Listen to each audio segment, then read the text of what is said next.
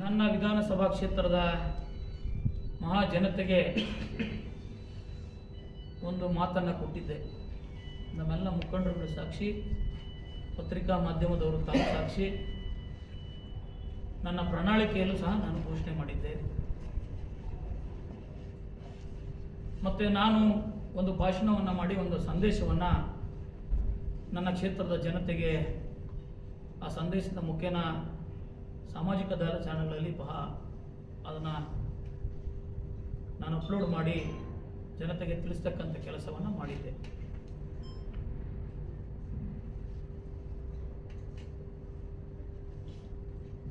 ಅದಕ್ಕೆ ಸಂಬಂಧಪಟ್ಟಂತೆ ನೆಲಮಂಗಲ ಪಟ್ಟಣಕ್ಕೆ ಒಳಚರಂಡಿ ವ್ಯವಸ್ಥೆ ಇರಲಿಲ್ಲ, ಇವತ್ತಿನವರೆಗೂ ಸಹ ಇಲ್ಲ. ಹಿಂದೆ ಇವ್ರದೇ ಸರ್ಕಾರ ಇತ್ತು, BJP ಸರ್ಕಾರ ಇತ್ತು, ಜನತಾದಳದ ಸರ್ಕಾರ ಇತ್ತು.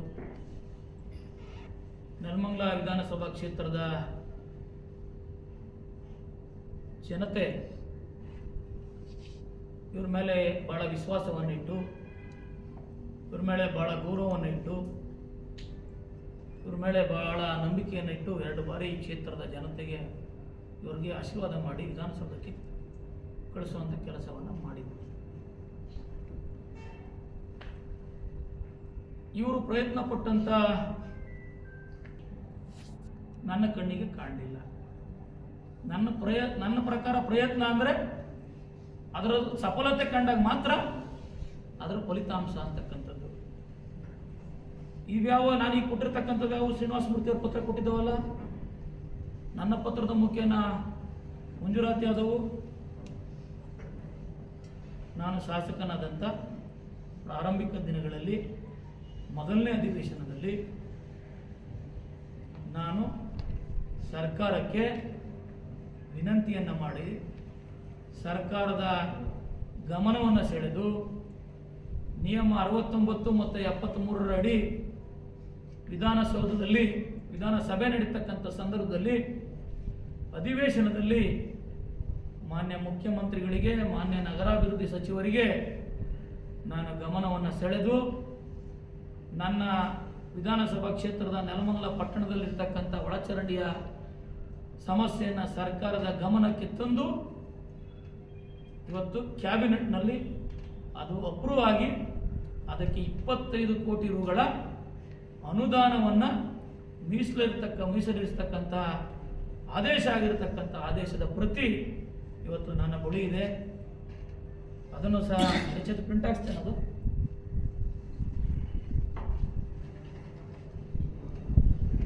ಕಾಲ ಯಾರು ದಡ್ರಲ್ಲ. ಹಾಗಾಗಿ ನೀವು 10 ವರ್ಷ ಈ ಕ್ಷೇತ್ರದ ಶಾಸಕರಾಗಿದ್ದೀರಿ. ನೀವು ಕೊಡುಗೆ ಅಂದ್ರೆ ತಿಳ್ಕೊಂಡಿದ್ದೀರಿ. ನಿಮ್ಮ ಕೊಡುಗೆ ಅಂದ್ರೆ ಇವತ್ತು ಸರ್ಕಾರದಲ್ಲಿ ಆಡಳಿತ ಪಕ್ಷದ ಶಾಸಕ ಇರಲಿ, ವಿರೋಧ ಪಕ್ಷದ ಶಾಸಕ ಇರಲಿ, ರೊಟೈನ್ ವರ್ಕ್ ನಡೀತಾ ಇರ್ತದೆ. 1 ವರ್ಷಕ್ಕೆ ಇಷ್ಟು ಅನುದಾನ ಆಯಾ ಇಲಾಖೆಗೆ ಸಂಬಂಧಪಟ್ಟಂತೆ 1 ಕೋಟಿ ಬರ್ತದೋ, 2 ಕೋಟಿ ಬರ್ತದೋ, 3 ಕೋಟಿ ಬರ್ತದೋ. ಆ ಅನುದಾನ ಸರ್ಕಾರ ಇಲ್ಲದೆ ಇದ್ರು, ರಾಷ್ಟ್ರಪತಿ ಆಳ್ವಿಕೆ ಇದ್ರು, ಆ ರಾಜ್ಯದಲ್ಲಿ ಅಭಿವೃದ್ಧಿಗೆ ಸಂಬಂಧಪಟ್ಟಂತೆ ತಂದೆ ಆದಂಥ ಇತಿಮಿತಿಯಲ್ಲಿ ನಡೀತಾ ಇರ್ತದೆ. ಆದರೆ ನಿಮ್ಮ 10 ವರ್ಷಗಳ ಅವಧಿಯಲ್ಲಿ ವಾರ್ಷಿಕವಾಗಿ ನಿಮಗೆ ಎಲ್ಲ ಇಲಾಖೆಗಳಿಂದ ಏನು ರೊಟೈನ್ ಆಗಿ ಗೊತ್ತೈತೆ ಅನುದಾನ, ಆ ಅನುದಾನವನ್ನು ಬಿಟ್ಟು ಸರ್ಕಾರದಿಂದ ವಿಶೇಷ ಅನುದಾನ, ವಿಶೇಷ ಯೋಜನೆಗಳು ಈ ತಾಲೂಕಿನ ಜನತೆಯ ಸಮಸ್ಯೆಯನ್ನ ಶಾಶ್ವತವಾಗಿ ಒಂದು ಅಷ್ಟು ವರ್ಷಗಳ ಕಾಲ ನಿವಾರಿಸ್ತಕ್ಕಂಥ ಯೋಜನೆಗಳು ನಿಮ್ಮ ಕಾಲದಲ್ಲಿ ಯಾವುದಾದ್ರೂ ಬಂದಿದೆಯಾ? ನೀವು ಕೊಟ್ಟಿದ್ದೀರಾ? ಜನರ ಋಣ ನೀವು ತೀರಿಸಿದ್ದೀರಾ? ನೀವು ಆತ್ಮಾವಲೋಕನ ಮಾಡ್ಕೊಳ್ಳಿ ಸ್ವಾಮಿ, ನೀವು ಆತ್ಮಾವಲೋಕನ ಮಾಡ್ಕೊಳ್ಳಿ. ನಿಮ್ಮ ಕಾಲದಲ್ಲಿ ಏನಾಯ್ತು, ನನ್ನ ಕಾಲದಲ್ಲಿ ಏನಾಯ್ತು? ದಯಮಾಡಿ ನಿಮ್ಮಲ್ಲಿ ಕೈ ಜೋಡಿಸಿ ವಿನಂತಿ ಮಾಡ್ತೀನಿ. ನಿಮ್ಮ ವ್ಯಕ್ತಿತ್ವನೇ ಬೇರೆ, ನನ್ನ ವ್ಯಕ್ತಿತ್ವನೇ ಬೇರೆ. ಅದು ತಾಲೂಕಿನ ಜನ ಅರ್ಥ ಮಾಡ್ಕೊಂಡ್ಬಿಟ್ಟಿದ್ದಾರೆ. ಎಲ್ಲೋದ್ರು ನನಗೆ ಯಾವ ಗ್ರಾಮಕ್ಕೆ ಹೋದ್ರು ಅಲ್ಲಿ ಹೇಳ್ತಾ ಇದ್ದಾರೆ, ನಿನ್ನ ವ್ಯಕ್ತಿತ್ವದ ಜೊತೆ ದಯಮಾಡಿ ನಿನ್ನ ಕೈ ಮುಗಿತೀನಿ ಸ್ವಾಮಿ, ನನ್ನ ಹೋಲಿಕೆ ಮಾಡ್ಕೋಬೇಡಿ. ನಾನು ಒಂದು ಆತ್ಮಸಾಕ್ಷಿ, ನನ್ನ ಮನಸ್ಸಾಕ್ಷಿ, ನನ್ನ ಹೃದಯ ಸಾಕ್ಷಿಗೆ ತಕ್ಕಂತೆ ಈ ಜನತೆಯ ಸೇವೆ ಮಾಡ್ತಾ ಇರ್ತಕ್ಕಂಥ ನಾನು. ಸುಳ್ಳು ಹೇಳಲ್ಲ, ನಾನು ಯಾಮಾರ್ಸಲ್ಲ. ಇನ್ನೂ ಒಂದು ಹೆಜ್ಜೆ ಮುಂದೆ ಹೋಗ್ತೀನಿ. ನಿಮ್ಮ ಪಕ್ಷದಲ್ಲಿದ್ದಂಥ ಮುಖಂಡರುಗಳಿಗೆ ಗುತ್ತಿಗೆನ ಯಾವ ರೀತಿ ಕೊಡ್ತಾ ಇದ್ರ ಅಂತಕ್ಕಂಥದ್ದನ್ನ ನಿಮ್ಮ ಆತ್ಮಸಾಕ್ಷಿಗೆ ನೀವು ಪ್ರಶ್ನೆ ಮಾಡ್ಕೊಂಡ್ರೆ ಸಾಕು. ಅದನ್ನ ನಾನು ಹೇಳಿದ್ದಲ್ಲ ಸ್ವಾಮಿ, ನಮ್ಮ ಪಕ್ಷದವ್ರು ಹೇಳಿದ್ದಲ್ಲ. ನಿಮ್ಮ ಪಕ್ಷದಲ್ಲಿ ಇರ್ತಕ್ಕಂಥ ಇವತ್ತು ನಿಮ್ ಜೊತೆ ಯಾರು ಪತ್ರಿಕಾಗೋಷ್ಠಿ ಕೂತಿದ್ರು ಅವರೇ ನನ್ನ ಹತ್ರ ಹೇಳಿದ್ದಾರೆ, ಹೆಸರು ಹೇಳಲ್ಲ. ಈ ತರ ಇರ್ತಕ್ಕಂಥವ್ರು ದಯಮಾಡಿ ನೀವು ಇನ್ನು ಮುಂದೆ ಆದರೂ ಈ ತಾಲೂಕಿನ ಅಭಿವೃದ್ಧಿಗೆ ತಾವು ಅಭಿವೃದ್ಧಿ ಆಗಿದೆ. ನಿಮ್ಮ ಸಲಹೆ ಸಹಕಾರಗಳನ್ನ ನಾನು ಬಯಸ್ತಾ ಇದ್ದೆ. ನನಗೇನ ಜನ ಆಶೀರ್ವಾದ ಮಾಡಿದ್ರೆ ಶ್ರೀನಿವಾಸ ಮೂರ್ತಿ ಅಣ್ಣವರ ಪತ್ರಿಕಾ ಸಲಹೆಗಳನ್ನ ತಗೋಬೇಕು ಅಂತ. ಆದರೆ ನಿಮ್ಮ ಸಲಹೆ ತಗೊಂಡ್ರೆ ಜನ ನನ್ನ ಓಡಿಸ್ಬಿಡ್ತಾರೆ. ಹಾಗಾಗಿ ನಿಮ್ಮ ಸಲಹೆಯನ್ನ ತಾತ್ಕಾಲಿಕವಾಗಿ ನನ್ನ ಪಕ್ಷದ ಮುಖಂಡರಾದಂಥ ಸನ್ಮಾನ್ಯ ಡಿ ಕೆ ಶಿವಕುಮಾರ್ ಸಾಹೇಬರು, ಮುಖ್ಯಮಂತ್ರಿಗಳಾದಂಥ ಸಿದ್ದರಾಮಯ್ಯನವರು, ಪರಮೇಶ್ವರ್ ಸಾಹೇಬರು, ನಮ್ಮ MLC Revanna, D K Suresh ಅಣ್ಣ, ಇಂಥವರೆಲ್ಲ ನನಗೆ ಸಲಹೆ ಸೂಚನೆ ಮಾರ್ಗದರ್ಶನಗಳನ್ನು ಕೊಡಲಿಕ್ಕೆ ಇದ್ದಾರೆ. ಈ ತಾಲೂಕಿನ ಅಭಿವೃದ್ಧಿ ಮಾಡಲಿಕ್ಕೆ ಅವರ ಸಹಕಾರ, ಅವರ ಮಾರ್ಗದರ್ಶನ, ಸಲಹೆ ಸಾಕು. ಇದರ ಜೊತೆಗೆ ಮಾನ್ಯ BJP ಪಕ್ಷದ ಮುಖಂಡರುಗಳು ಏನು ನನ್ನ ಗೃಹ ಕಚೇರಿಗೆ ಬಂದು ನಮ್ಮ ಕಾಲದಲ್ಲಿ ಏನಾಗಿದೆ ಅಂತ ಪ್ರಶ್ನೆ ಮಾಡಿದ್ದಾರೆ. ಅದಕ್ಕೆ ನಾನು ಉತ್ತರವನ್ನು ಕೊಟ್ಟಿದ್ದೇನೆ. ಅದಕ್ಕೆ ಅಭಿವೃದ್ಧಿ ಕಾಮಗಾರಿಗಳಿಗೆ ಗುದ್ಲಿ ಪೂಜೆ ಆಗ್ತಕ್ಕಂಥದ್ದೇ ಅವರಿಗೆ ಮಾಹಿತಿ ಅಂತ ತಿಳ್ಕೊಂಡು ಮುಂದಿನ ದಿನಗಳಲ್ಲಿ ತಾಲೂಕನ್ನು ಅಭಿವೃದ್ಧಿ ಪಡಿಸಲಿಕ್ಕೆ ಏನೆಲ್ಲ ಪ್ರಯತ್ನಗಳನ್ನು ಮಾಡಬೇಕೋ ಮಾಡ್ತೀನಿ ಅಂತ ಹೇಳ್ತಾ, ಕೆಲವೊಬ್ಬರು ಸ್ನೇಹಿತರು ಪಾಪ ದೊಡ್ಡಂತಹ ನಾಯಕರುಗಳು ನನ್ನನ್ನು ಏಕವಚನದಿಂದ ಮಾತಾಡ್ತಾರೆ, ಏಕವಚನದಿಂದ ಟೀಕೆ ಮಾಡ್ತಾರೆ. ಈ ತಾಲೂಕಿನಲ್ಲಿ ನಾನು ಒಬ್ಬ ಸಣ್ಣ ಹುಡುಗನಿಗೂ ಸಹ ನಾನು ಏಕವಚನ ಇದು ನನ್ನ ಜೀವನದಲ್ಲಿ ಬಳಸಿಲ್ಲ, ಮುಂದೆನೂ ಸಹ ಬಳಸೋದಿಲ್ಲ. ಅಂತ ದೊಡ್ಡ ಏಕವಚನದಲ್ಲಿ ನನ್ನ ಪದ ಪ್ರಯೋಗ ಮಾಡಿರ್ತಕ್ಕಂಥ ದೊಡ್ಡ ನಾಯಕರುಗಳಿಗೆ ಆರೋಪಗಳಿಗೆ ದೇವರವರು ಒಳ್ಳೆಯದನ್ನು ಮಾಡಲಿ ಅಂತ ಹೇಳ್ತಾ, ಆಮೇಲೆ BJP ಪಕ್ಷದ ಪರವಾಗಿ ನನ್ನ ವಿರುದ್ಧ ಸ್ಪರ್ಧೆ ಮಾಡಿದಂಥ ಅಭ್ಯರ್ಥಿ BJP ಪಕ್ಷದ ಒಂದು ಸಭೆಯಲ್ಲಿ ಮಾಧ್ಯಮದ ಸ್ನೇಹಿತರ ಮುಖಾನ ನನ್ನ ಬಗ್ಗೆ ಒಂದು ಆರೋಪವನ್ನು ಮಾಡಿದ್ದಾರೆ. ಈ ಕ್ಷೇತ್ರದ ಬಡವರು ಯಾರು ನಿಮ್ಗೆ ತಾಲೂಕು ಹಾಸ್ಪಿಟಲ್ ಬೇಕು ಅಂತ ಕೇಳಿರ್ಲಿಲ್ವಾ? ಅಥವಾ ಈ ಕ್ಷೇತ್ರದಲ್ಲಿ ಸಾರ್ವಜನಿಕ ಆಸ್ಪತ್ರೆ, ನೆಲಮಂಗಲ ತಾಲೂಕಿನ ಆಸ್ಪತ್ರೆ, ಸರ್ಕಾರಿ ಆಸ್ಪತ್ರೆಯನ್ನ ಅವಲಂಬನೆ ಆಗಿರ್ತಕ್ಕಂಥ ಕುಟುಂಬಗಳು ಯಾವ ಇರಲಿಲ್ವಾ ನಿಮ್ಮ ಪ್ರಕಾರ? ನೀವು ಕೇಳಬೇಕು ಮಾಧ್ಯಮದ ಸ್ನೇಹಿತರು. ವಾಸ್ತವತೆಯನ್ನು ಬರಿಬೇಕು. ಯಾವುದೋ ಒಂದು ಮನಸ್ಥಿತಿಯನ್ನು ಇಟ್ಟುಕೊಂಡು ಶಾಸಕರ ಬಗ್ಗೆ, ಕಾಂಗ್ರೆಸ್ ಪಕ್ಷದ ಬಗ್ಗೆ ಪ್ರಸ್ತಾಪ ಮಾಡ್ತಕ್ಕಂಥದ್ದಲ್ಲ. ನಿಮ್ಮ ಪತ್ರಿಕಾ ಧರ್ಮವನ್ನು ಮೆರಿಬೇಕು ಅಂತ ನೀವು ಎತ್ತಿ ಹಿಡಿಬೇಕು ಅಂತ ಅಂದ್ರೆ ವಾಸ್ತವದ ವಿಚಾರಗಳನ್ನು ನೀವು ಚರ್ಚೆ ಮಾಡಬೇಕು. ನೆಲಮಂಗಲದಲ್ಲಿ ಹಿಂದೆ ಏನಾಗಿತ್ತು, 10 ವರ್ಷದಲ್ಲಿ ಶ್ರೀನಿವಾಸ ಮೂರ್ತಿ ಅವ್ರ ಕಾಲದಲ್ಲಿ ಏನಾಯ್ತು, ಕೇವಲ 9 ತಿಂಗಳಲ್ಲಿ ಶ್ರೀನಿವಾಸರಾವ್, ನಾನು ಶಾಸಕ ಅಲ್ಲ, ಈ ಕ್ಷೇತ್ರದ ಸೇವಕ, ಈ ಸೇವಕನ ಕಾಲದಲ್ಲಿ ಏನಾಯ್ತು ಅಂತಕ್ಕಂಥದ್ದನ್ನ ನೀವು ನಿಜವಾಗಿ ಪ್ರಸ್ತಾಪವನ್ನು ಮಾಡಿದ್ರೆ ನೀವು ಮಾಡ್ತಕ್ಕಂಥ ಪತ್ರಿಕಾ ವೃತ್ತಿಗೆ ಒಂದು ಗೌರವ ಬರುತ್ತೆ, ಒಂದು ಶಕ್ತಿ ಬರುತ್ತೆ, ಒಂದು ಅರ್ಥ ಬರುತ್ತೆ. ಯಾವುದೋ ಕಾರಣಕ್ಕೆ ನನ್ನ ಪಕ್ಷದ ಮುಖಂಡರನ್ನ ನೀವು ಟೀಕೆ ಮಾಡೋದು, ನೀವು ಅಥವಾ ಬೇರೆ ಬೇರೆ ಪದವನ್ನು ಬಳಸಿ ಮಾತನಾಡಿದ್ರೆ ಅದಕ್ಕೆಲ್ಲ ನಾನು ಉತ್ತರ ಕೊಡಲ್ಲ, ಜನ ಉತ್ತರ ಕೊಡ್ತಾರೆ. ನನಗೆ ಬೇಕಾಗಿರ್ತಕ್ಕಂಥದ್ದು ಜನ. ನೀವೇನೋ ಒಂದು ಲೈನ್ ಬರೆದು ಅಥವಾ ಟಿವಿಲೋ ತೋರಿಸಿ ಪಾಪ ನೀವು ಸಂತೋಷ ಪಟ್ಟರೆ ನಿಮ್ಮ ಸಂತೋಷಕ್ಕೆ ನಾನು ಅಡ್ಡಿ ಬಿಡೋಕ್ಕಾಗುತ್ತಾ? ಒಬ್ಬ ಈ ಕ್ಷೇತ್ರದ ಜನಸೇವಕನಾಗಿ ಪತ್ರಿಕಾ ಧರ್ಮದ ಬಗ್ಗೆ, ನಿಮ್ಮ ಪತ್ರಿಕಾ ಮಾಧ್ಯಮದ ಸ್ನೇಹಿತರ ಮೇಲೆ ಇರತಕ್ಕಂಥ ಗೌರವದ ಬಗ್ಗೆ ವಾಸ್ತವತೆಯನ್ನು ನೀವು ಬಿತ್ತರಿಸಿ ಅಂತಕ್ಕಂಥದ್ದನ್ನು ಹೇಳ್ತಾ ಇದ್ದೀನಿ. ಮಾನ್ಯ ಶ್ರೀನಿವಾಸ ಮೂರ್ತಿ ಅಣ್ಣ ಅವರಿಗೆ ನಾನು ಮೊನ್ನೆ ವೀರಸಾಗರಕ್ಕೆ ಹೋಗಿದ್ದೆ MPCS ಉದ್ಘಾಟನೆಗೆ. ಸುಮಾರು ಒಂದು 250ರಿಂದ 300 ಜನ ಮಹಿಳೆಯರು ಆ ಕಾರ್ಯಕ್ರಮದಲ್ಲಿ ಭಾಗವಹಿಸಿದರು. ಅವ್ರಿಗೆ ನಾನು ಭಾಷಣ ಮಾಡ್ತಾ ಇದೇ ಸಾರ್ವಜನಿಕ ಆಸ್ಪತ್ರೆನ ಘೋಷಣೆ ಮಾಡಿ 1 ದಿನನೋ ಅಥವಾ 2 ದಿನನೋ ಆಗಿತ್ತು. ನಾನು ಅಲ್ಲಿ ಪ್ರಸ್ತಾಪ ಮಾಡಿದೆ, ಅಕ್ಕ ನೀವೆಲ್ಲ ಕೇಳಬೇಕು ಶ್ರೀನಿವಾಸ ಮೂರ್ತಿ ಅವ್ರಿಗೆ ಕಾಲದಲ್ಲಿ ಯಾಕಾಗಲಿಲ್ಲ ಅಂತ. ಅವ್ರು ಒಂದೇ ಮಾತು ಹೇಳಿದ್ರು ಅಲ್ಲಿರತಕ್ಕಂಥ ಎಲ್ಲ ಹೆಂಗಸರು, ಅಣ್ಣ ನಮ್ಮ ತಾಲೂಕಲ್ಲಿ ಯಾರಿಗೂ ಬಡವರಿರಲಿಲ್ಲ, ನಮ್ಮ ತಾಲೂಕಲ್ಲಿ ಯಾರಿಗೂ ಹುಷಾರು ತಪ್ತಾ ಇರಲಿಲ್ಲ, ಎಲ್ಲ ಕೊಲಂಬಿಯಾ ಏಷ್ಯಾಗೋ ಅಥವಾ ಮಣಿಪಾಲ್ಗೋ ಹೋಗ್ತಾ ಇದ್ದೋ, ಅದಕ್ಕೆ ಅವ್ರಿಗೆ ಆಸ್ಪತ್ರೆ ಮಾಡೋಕ್ಕೆ ಮನಸ್ಸು ಬರಲಿಲ್ಲ ಕಣ ಅಂತ ಇದನ್ನು ವಾಸ್ತವವಾಗಿ ನನಗೆ ಹೇಳಿ. ಶ್ರೀನಿವಾಸ ಮೂರ್ತಿ ಅಣ್ಣವರೇ, ಪಾಪ ನಾನು ಚುನಾವಣೆಯಲ್ಲಿ ಇವತ್ತು ಹೇಳ್ತಾ ಇದ್ದೀನಿ, ನಾನಲ್ಲ ನಿಮ್ಮನ್ನು ಸೋಲಿಸಿದ್ದು. 10 ವರ್ಷದ ತಮ್ಮ ಆಡಳಿತದ ವೈಖರಿಗೆ ಜನ ತೀರ್ಪನ್ನು ಕೊಟ್ಟಿದ್ದು, ಜನ ನಿಮ್ಮನ್ನು ಸೋಲಿಸಿದ್ದು. ನಾನು ನಿಮ್ಮ ವಿರುದ್ಧ ಗಳಿಸಿದ್ದೀನಿ ಎಂದು ಒಂದೇ ಕಾರಣಕ್ಕೆ ಸುಳ್ಳು ಸುಳ್ಳು ಪತ್ರಿಕಾಗೋಷ್ಠಿಯನ್ನು, ಸುಳ್ಳು ಆರೋಪಗಳನ್ನು ಮಾಡೋದನ್ನು ಬಿಡಿ. ಇದು ಬಜೆಟ್ ಪುಸ್ತಕದ ನಿಮಗೆ ಒಂದು ಪ್ರತಿಯನ್ನು ಕೊಡ್ತಾ ಇದ್ದೀನಿ. ನನಗೆ ಬಹಳ ಸ್ಪಷ್ಟವಾಗಿ ಒಂದು ಮಾಹಿತಿಯನ್ನು ಕೊಟ್ಟು, ಆ ಮಾಹಿತಿಯನ್ನು ಕೊಟ್ಟಂಥ ಸಂದರ್ಭದಲ್ಲಿ ಅವತ್ತೇ ನಾನು ನನ್ನ ಪತ್ರವನ್ನು ರೆಡಿ ಮಾಡಿ ಸರ್ಕಾರಕ್ಕೆ ಅದನ್ನು ಸಲ್ಲಿಸಿ, ಸರ್ಕಾರದ ಎಲ್ಲ ಹಂತಗಳಲ್ಲಿ KPTCL ಇಲಾಖೆಯ ವಿವಿಧ ಕಚೇರಿಗಳಲ್ಲಿ ವಾರಕ್ಕೆ 3 ದಿನ ಜನವರಿ 18ನೇ ತಾರೀಕಿನವರೆಗೂ ನಾನು ಎಷ್ಟು ಬಾರಿ ಈ ಕೆಲಸ ಅನುಮೋದನೆ ಆಗಲಿಕ್ಕೆ ಓಡಾಟ ಮಾಡಿದ್ದೀನಿ ಅಂದರೆ ಲೆಕ್ಕ ಇಲ್ಲ. ನಮ್ಮ KPTCL ಮತ್ತು ಬೆಸ್ಕಾಂನ ಅಧಿಕಾರಿಗಳಿಗೆ ಅದರೆಲ್ಲದರ ಮಾಹಿತಿ ಇದೆ. ನಾನು ಆ ರೀತಿ ಓಡಾಟ ಮಾಡಿದ್ದರ ಪರಿಣಾಮವಾಗಿ ಇವತ್ತು ನೆಲಮಂಗಲ ವಿಧಾನಸಭಾ ಕ್ಷೇತ್ರಕ್ಕೆ ಸುಮಾರು 2,760 ಲಕ್ಷ ರೂಗಳ, ಅಂದರೆ 276 ಕೋಟಿ 11 ಲಕ್ಷ ರೂಗಳ 220 kV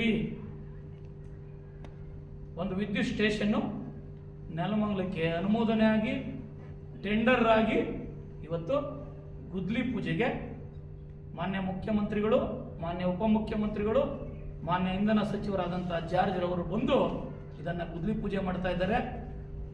ಸಿದ್ದರಾಮಯ್ಯನವ್ರ ಸರ್ಕಾರ ಏನು ಬಿಡುಗಡೆ ಮಾಡಿ, ಯಾವ ಹಣ ಬಿಡುಗಡೆ ಮಾಡಲಿಲ್ಲ, ಈ ಶಾಸಕರ ಸಾಧನೆ ಶೂನ್ಯ ಅಂತ ಹೇಳಿದ್ರಲ್ಲ ನಮ್ಮ ಅಣ್ಣ, ಪ್ರೀತಿ ಅಣ್ಣ ಶ್ರೀನಿವಾಸ ಮೂರ್ತಿ ಅವರಿಗೆ, ಈ ಥರದ್ದು ಅವ್ರ 10 ವರ್ಷಗಳ ಕಾಲದ ಅವಧಿಯಲ್ಲಿ ನೆಲಮಂಗಲ ವಿಧಾನಸಭಾ ಕ್ಷೇತ್ರದ ಜನತೆಗೆ ಅವರೇನಾದರೂ ಕೊಟ್ಟಿದ್ದ ದಾಖಲೆಯನ್ನು ಇದಕ್ಕೆ ಸರಿಸಮನಾಗಿರ್ತಕ್ಕಂಥ ಒಂದೇ ಒಂದು ಆದೇಶವನ್ನೇನಾದರೂ ಅವರು ಕೊಟ್ಟಿದ್ದ ದಿನನೇ ನಾನು ರಾಜೀನಾಮೆ ಕೊಡ್ತೀನಿ. ಅವರು ಪಾಪ ಇನ್ನೂ ಅವ್ರು ಯಾಕೋ ಜನ ಆಶೀರ್ವಾದ ಮಾಡಿದ್ನ ಒಪ್ಕೊಳ್ಳೋಕ್ಕೆ ತಯಾರಿಲ್ಲ ಅನಿಸ್ತಾ ಇದೆ. ಅವರು ಪಾಪ ಅವ್ರ ತಲೆಯಲ್ಲಿ ನಾನು ಸೋಲಿಸ್ತೆ ಅಂತ ಬಂದ್ಬಿಟ್ಟಿದೆಯೋ ಗೊತ್ತಿಲ್ಲ ಅಣ್ಣವ್ರಿಗೆ. ನಾನಲ್ಲ ಸೋಲಿಸಿದ್ದು, ನೆಲಮಂಗಲ ವಿಧಾನಸಭಾ ಕ್ಷೇತ್ರದ ಮಹಾಜನತೆ ನಿಮ್ಮನ್ನು ಚುನಾವಣೆಯಲ್ಲಿ ಸೋಲಿಸಿ ನನಗೆ ಒಂದು ಜಯವನ್ನು ಕೊಟ್ಟು ಅವರ ಕೆಲಸವನ್ನು ಮಾಡಲಿಕ್ಕೆ ಅವಕಾಶ ಮಾಡಿಕೊಟ್ಟಿದ್ದು ಅಂತಕ್ಕಂಥದ್ದನ್ನು ಅವರ ಗಮನಕ್ಕೆ ತರುತ್ತಾ, ಈ ಥರದ್ದು ಯಾವುದಾದ್ರು ಒಂದೇ ಒಂದು ಆದೇಶ ನೆಲಮಂಗಲ ವಿಧಾನಸಭಾ ಕ್ಷೇತ್ರದ ಜನತೆಗೆ ಶಾಶ್ವತವಾಗಿ ಪರಿಹಾರ ಕಂಡುಕೊಳ್ತಕ್ಕಂಥ ಕೆಲಸಕ್ಕೆ ನಾನು ಅನುದಾನ ತಂದಿದ್ದೀನಿ ಅಂತ ಈ ಥರದ್ದೊಂದು ಪತ್ರಿಕಾಗೋಷ್ಠಿ ಕರೆದು ಅವರು ಒಂದೇ ಒಂದು ಆದೇಶನ ಬಿಡುಗಡೆ ಮಾಡಿದ್ರೆ ನಾನು ರಾಜೀನಾಮೆ ಕೊಡಲಿಕ್ಕೆ ತಯಾರಿದ್ದೇನೆ. ಇದು ಒಂದು ತಗೊಳ್ಳಿ, ನೀವು ಮಾಧ್ಯಮದ ಸ್ನೇಹಿತರು ಅವ್ರಿಗೆ ಕಳಿಸ್ಕೊಟ್ಬಿಡಿ ಇದನ್ನ. ಮತ್ತೊಂದು, ನಾನು ಗ್ರಾಮ ಪ್ರವಾಸವನ್ನು ಕೇಳಿದ್ದೆ ಮಾನ್ಯ ಉಪಮುಖ್ಯಮಂತ್ರಿಗಳನ್ನ. ಉಪಮುಖ್ಯಮಂತ್ರಿಗಳು ಈಗ ಬೇರೆ ಬೇರೆ ಬಿಡದಿ ಇರ್ಬೋದು, ಆರೋಳಿ ಇರ್ಬೋದು, ಆ ಕಡೆ ಹೊಸಕೋಟೆ ಇರ್ಬೋದು, ಈ ಕ್ಷೇತ್ರದ ವಿಶೇಷವಾಗಿ ನಮ್ಮ ಮಾನ್ಯ ಲೋಕಸಭಾ ಸದಸ್ಯರಾದಂಥ ಸನ್ಮಾನ್ಯ DK ಸುರೇಶ್ ರವರ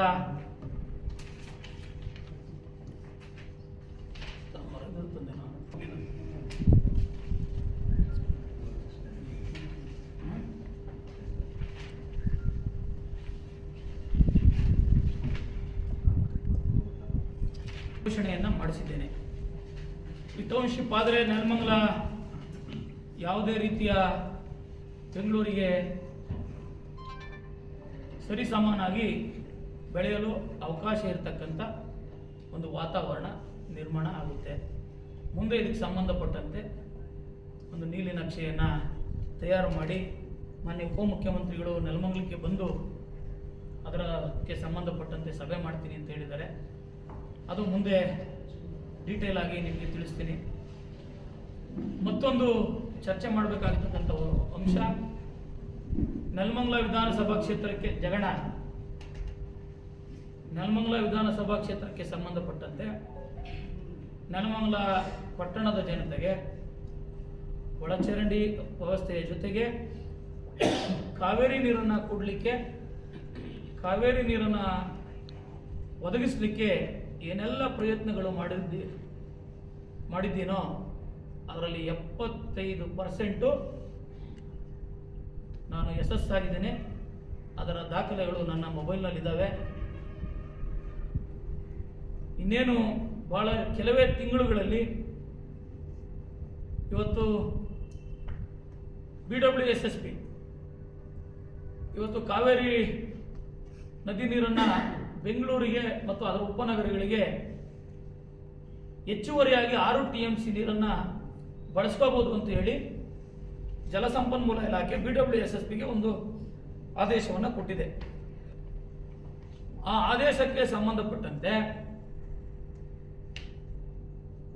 ಏನು ಹೆಚ್ಚುವರಿ 6 TMC ನೀರನ್ನು ಬೆಂಗಳೂರಿಗೆ ಬಳಸ್ಕೋಬೇಕು ಅಂತ ಅನುಮತಿ ಕೊಟ್ಟಿದೆಯಲ್ಲ, ಆ 6 TMCಯಲ್ಲಿ ಬೆಂಗಳೂರು ಮತ್ತು ಅದರ ಉಪನಗರಗಳಿಗೆ BMRD ವ್ಯಾಪ್ತಿಗೆ ಒಳಪಡ್ತಕ್ಕಂಥ ಹೊಸಕೋಟೆ ಇರ್ಬೋದು, ದೊಡ್ಡಬಳ್ಳಾಪುರ ಇರ್ಬೋದು, ದೇವನಹಳ್ಳಿ ಇರ್ಬೋದು, ನೆಲಮಂಗಲ ಇರ್ಬೋದು, ಇದಕ್ಕೆ ಸಂಬಂಧಪಟ್ಟಂತೆ ಪ್ರಾರಂಭಿಕ ಹಂತದಲ್ಲಿ ಹೊಸಕೋಟೆ ಮತ್ತು ನೆಲಮಂಗಲ ವಿಧಾನಸಭಾ ಕ್ಷೇತ್ರಕ್ಕೆ, ನೆಲಮಂಗಲ ಪಟ್ಟಣ ಮತ್ತು ಹೊಸಕೋಟೆ ಪಟ್ಟಣಕ್ಕೆ ಅರ್ಧ TMC ತಲಾ, ಅರ್ಧ ಪ್ಲಸ್ ಅರ್ಧ 1 TMC ನೀರನ್ನು BMRD ವ್ಯಾಪ್ತಿಗೆ ಒಳಪಡ್ತಕ್ಕಂಥ ನಮ್ಮ ನೆಲಮಂಗಲ ಮತ್ತು ಹೊಸಕೋಟೆಗೆ ಕಾವೇರಿ ನೀರನ್ನು ಕೊಡಲಿಕ್ಕೆ ಸನ್ಮಾನ್ಯ ಮುಖ್ಯಮಂತ್ರಿಗಳು, ಉಪಮುಖ್ಯಮಂತ್ರಿಗಳು ಮತ್ತು ವಿಶೇಷವಾಗಿ ನಮ್ಮ ಬೆಂಗಳೂರು ಗ್ರಾಮಾಂತರ ಲೋಕಸಭಾ ಕ್ಷೇತ್ರದ ಸಂಸದರಾದಂಥ DK ಸುರೇಶ್ ಅಣ್ಣವರು ಎಲ್ಲರೂ ಒಗ್ಗಟ್ಟಾಗಿ ಒಂದು ಒಮ್ಮತದಿಂದ ನೆಲಮಂಗಲ ಪಟ್ಟಣಕ್ಕೆ ಕಾವೇರಿ ನೀರನ್ನು ಕೊಡಲಿಕ್ಕೆ ಏನೆಲ್ಲ ಪ್ರಯತ್ನವನ್ನು ಮಾಡಬೇಕೋ ಅದನ್ನು ಮಾಡಿದ್ದಾರೆ. 75% ಸಕ್ಸಸ್ ಆಗಿದೆ.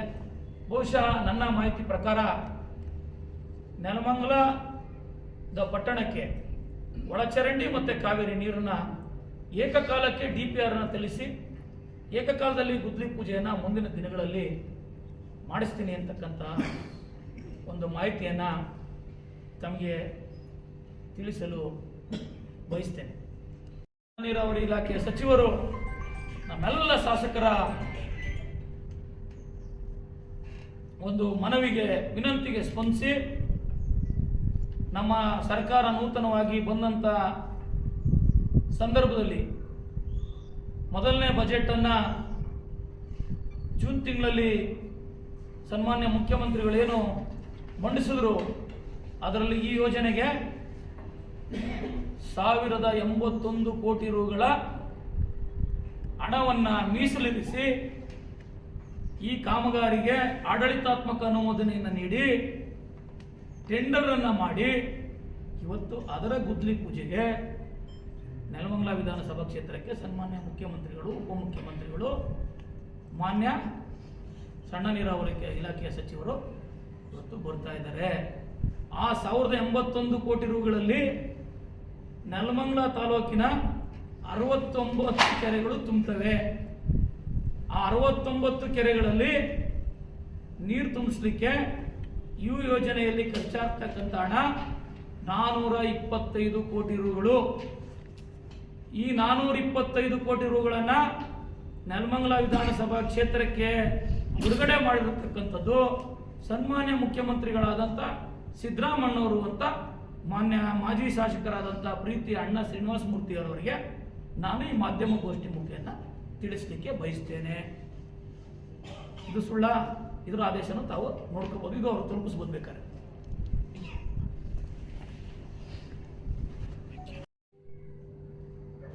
ನಾನು ಜನತೆಯ ಸಮಸ್ಯೆಗೆ ಪ್ರಾಮಾಣಿಕವಾಗಿ ಸ್ಪಂದಿಸಬೇಕು ಅಂತ ಹೇಳಿ ಗ್ರಾಮ ಪ್ರವಾಸವನ್ನು ಮಾಡಬೇಕು.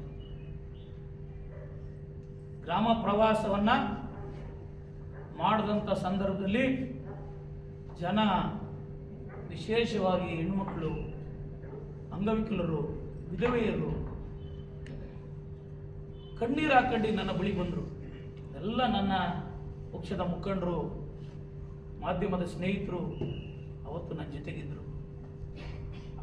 ಅಣ್ಣ, ನಮ್ಮ ಮನೆ ಇಲ್ಲ, ಸೈಟ್ ಐತೆ, ಅಣ್ಣ ನಮ್ಗೇನಾದರೂ ನನ್ನ ಮನೆ ಮಾಡಿಕೊಡ್ಬೇಕು, ನೀವು ನಿವೇಶನ ಇದ್ರೂ ನಾವು ಮನೆ ಕಟ್ಕೊಳಕ್ಕಾಗ್ತಿಲ್ಲ, ನಮ್ಗೆ ಆರ್ಥಿಕವಾಗಿ ಶಕ್ತಿ ಇಲ್ಲ ಅಂತೇಳಿ ನಾನು ಅದನ್ನು ಗಂಭೀರವಾಗಿ ತೆಗೆದುಕೊಂಡು ಸರ್ಕಾರದ ವತಿಯಿಂದ ನನ್ನ ಕ್ಷೇತ್ರದ ಜನತೆಗೆ, ಬಡ ಜನತೆಗೆ ನಾನೇನಾದರೂ ಋಣವನ್ನು ತೀರಿಸಬೇಕು ಅಂತ ಹೇಳಿ ಅವತ್ತಿನಿಂದನೇ ಸನ್ಮಾನ್ಯ ವಸತಿ ಸಚಿವರು ನಾನು ಬೆಂಬಿಡದೆ ನಾನು ಅವ್ರ ಹಿಂದೆ ನಾನು ಸುತ್ತಲಿಕ್ಕೆ ಪ್ರಾರಂಭ ಮಾಡಿದೆ. ನನ್ನ ಕ್ಷೇತ್ರಕ್ಕೆ ಮನೆ ಬೇಕು, ನನ್ನ ಜನ ಇವತ್ತು ಭಾಳ ತೊಂದರೆಯಲ್ಲಿದ್ದಾರೆ, ನನ್ನ ಸರ್ಕಾರ ಸ್ಪಂದಿಸಬೇಕು ಅಂತ ಕೇಳ್ಕೊಂಡೆ. ನನ್ನ ಮನವಿಗೆ ಸ್ಪಂದಿಸಿ ನಾನು ಗ್ರಾಮ ಪ್ರವಾಸ ಮಾಡಿದ್ದರ ಪ್ರತಿಫಲ, ನನ್ನ ಸಮಸ್ಯೆಯನ್ನು ಕಣ್ಣಾರೆ ಕಂಡಿದ್ದಕ್ಕೆ ಇವತ್ತು ನೆಲಮಂಗಲ ವಿಧಾನಸಭಾ ಕ್ಷೇತ್ರದ ಜನತೆಗೆ, ಬಡ ಜನತೆಗೆ, ಏನು ನನ್ನ ಕ್ಷೇತ್ರದಲ್ಲಿ ಇರ್ತಕ್ಕಂಥವ್ರೆಲ್ಲ ಎಲ್ಲ ಸ್ಥಿತಿವಂತರಲ್ಲ, ಬಡವರಿದ್ದಾರೆ, ಕಡು ಬಡವರಿದ್ದಾರೆ, ಅದು ಯಾವುದೇ ಜಾತಿ ಸಮುದಾಯ, ಯಾವುದೇ ಧರ್ಮದವರು ಇರಲಿ, ಭಾಳ ಅವ್ರ ಅಳಲನ್ನು ತೋಡ್ಕೊಂಡಿದ್ರು. ಅವ್ರು ಋಣ ತೀರಿಸಬೇಕು ಅಂತ ಹೇಳಿ ನಾನು ಸರ್ಕಾರದಿಂದ 2,500 ಮನೆಗಳನ್ನು ಮಂಜೂರು ಮಾಡಿಸ್ಕೊಂಡ್ಬಂದು ಇವತ್ತು ಸಚಿವರಿಂದ ಆ ಫಲಾನುಭವಿಗಳಿಗೆ ಅದನ್ನು ಹಸ್ತಾಂತರ ಮಾಡ್ತಕ್ಕಂಥ ಕೆಲಸ, ಅದನ್ನು ವಿತರಿಸ್ತಕ್ಕಂಥ ಕೆಲಸವನ್ನು 4ನೇ ತಾರೀಕು ಬರತಕ್ಕಂಥ 4ನೇ ತಾರೀಕು ನಾನು ಮಾಡಿದ್ದೇನೆ. ಅದರ ಆದೇಶವೂ ಸಹ ಇಲ್ಲೇ ಇದೆ. ಶ್ರೀನಿವಾಸ ಮೂರ್ತಿ ಅವರು, ಅಣ್ಣವರು 2 ಕಾಲ ಇಲ್ಲಿ, ಅಂದರೆ 10 ವರ್ಷಗಳ ಕಾಲ ಅವರಿಲ್ಲಿ ಶಾಸಕರಾಗಿದ್ದರು. ಅವ್ರದೇ ಸರ್ಕಾರ 14 ತಿಂಗಳ ಕಾಲ ಈ ರಾಜ್ಯದಲ್ಲಿ ಅಸ್ತಿತ್ವದಲ್ಲಿತ್ತು. ಆ 14 ತಿಂಗಳ ಕಾಲ ಅವ್ರ ಸರ್ಕಾರದಲ್ಲಿ 2,500 ಏನಾದರೂ ಮನೆಗಳನ್ನು ಮಂಜೂರು ಮಾಡ್ಕೊಂಡ್ಬಂದಿರ್ತಕ್ಕಂಥದ್ದು ನಿದರ್ಶನವನ್ನೇನಾದರೂ ನಂತರ ದಾಖಲೆ ಸಮೇತ ಅವ್ರು ಕೊಟ್ಟರೆ ಅವರ ಪಾದಕ್ಕೆ ಹೂವನ್ನು ಹಾಕಿ ತೊಳೆದು, ವಯಸ್ಸಲ್ಲಿ ದೊಡ್ಡವರು, ಅಣ್ಣನ ಸಮಾನರು, ನಾನು ನಮಸ್ಕಾರ ಮಾಡ್ತಿದ್ದೀನಿ. ಹಾಸ್ಪಿಟ್ಲ್ ಇಲ್ಲ ಅಂತ ನನಗೆ ಹಲವಾರು ಜನ ಸಾರ್ವಜನಿಕರು ನನಗೆ ಅವ್ರಿಗಿರ್ತಕ್ಕಂಥ ತೊಂದರೆಯನ್ನು, ಅಳನನ್ನು ತೋಡ್ಕೊಂಡಿದ್ರು. ಇದಕ್ಕೆ ಸಂಬಂಧಪಟ್ಟಂತೆ ನಾನು ಬೆಳಗಾವಿಯ ಅಧಿವೇಶನದ ಸಂದರ್ಭದಲ್ಲಿ ಮಾನ್ಯ ಮುಖ್ಯಮಂತ್ರಿಗಳನ್ನು ಭೇಟಿ ಮಾಡಿದೆ ಬೆಳಗಾವಿಯಲ್ಲಿ. ಸರ್, ನನ್ನ ಕ್ಷೇತ್ರಕ್ಕೆ ಈ ಥರ ಸಮಸ್ಯೆ ಇದೆ, ನನ್ನ ಕ್ಷೇತ್ರ 2 ಹೆದ್ದಾರಿಗಳು ಹೋದರೂ ಸಹ ಇಂದಿನ ಶಾಸಕರುಗಳು ಈ ಕ್ಷೇತ್ರದ ಅಭಿವೃದ್ಧಿಗೆ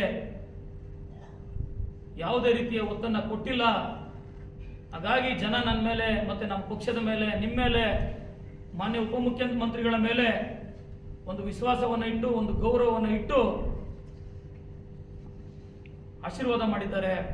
ಆ ಜನತೆಯ ಋಣ ತೀರಿಸಬೇಕಾಗ್ತಕ್ಕಂಥದ್ದು ನನ್ನ ಮತ್ತು ನಮ್ಮ ಸರ್ಕಾರದ ಧರ್ಮ ಅಂತ ನಾನು ವಿನಂತಿಯನ್ನು ಮಾಡಿದೆ.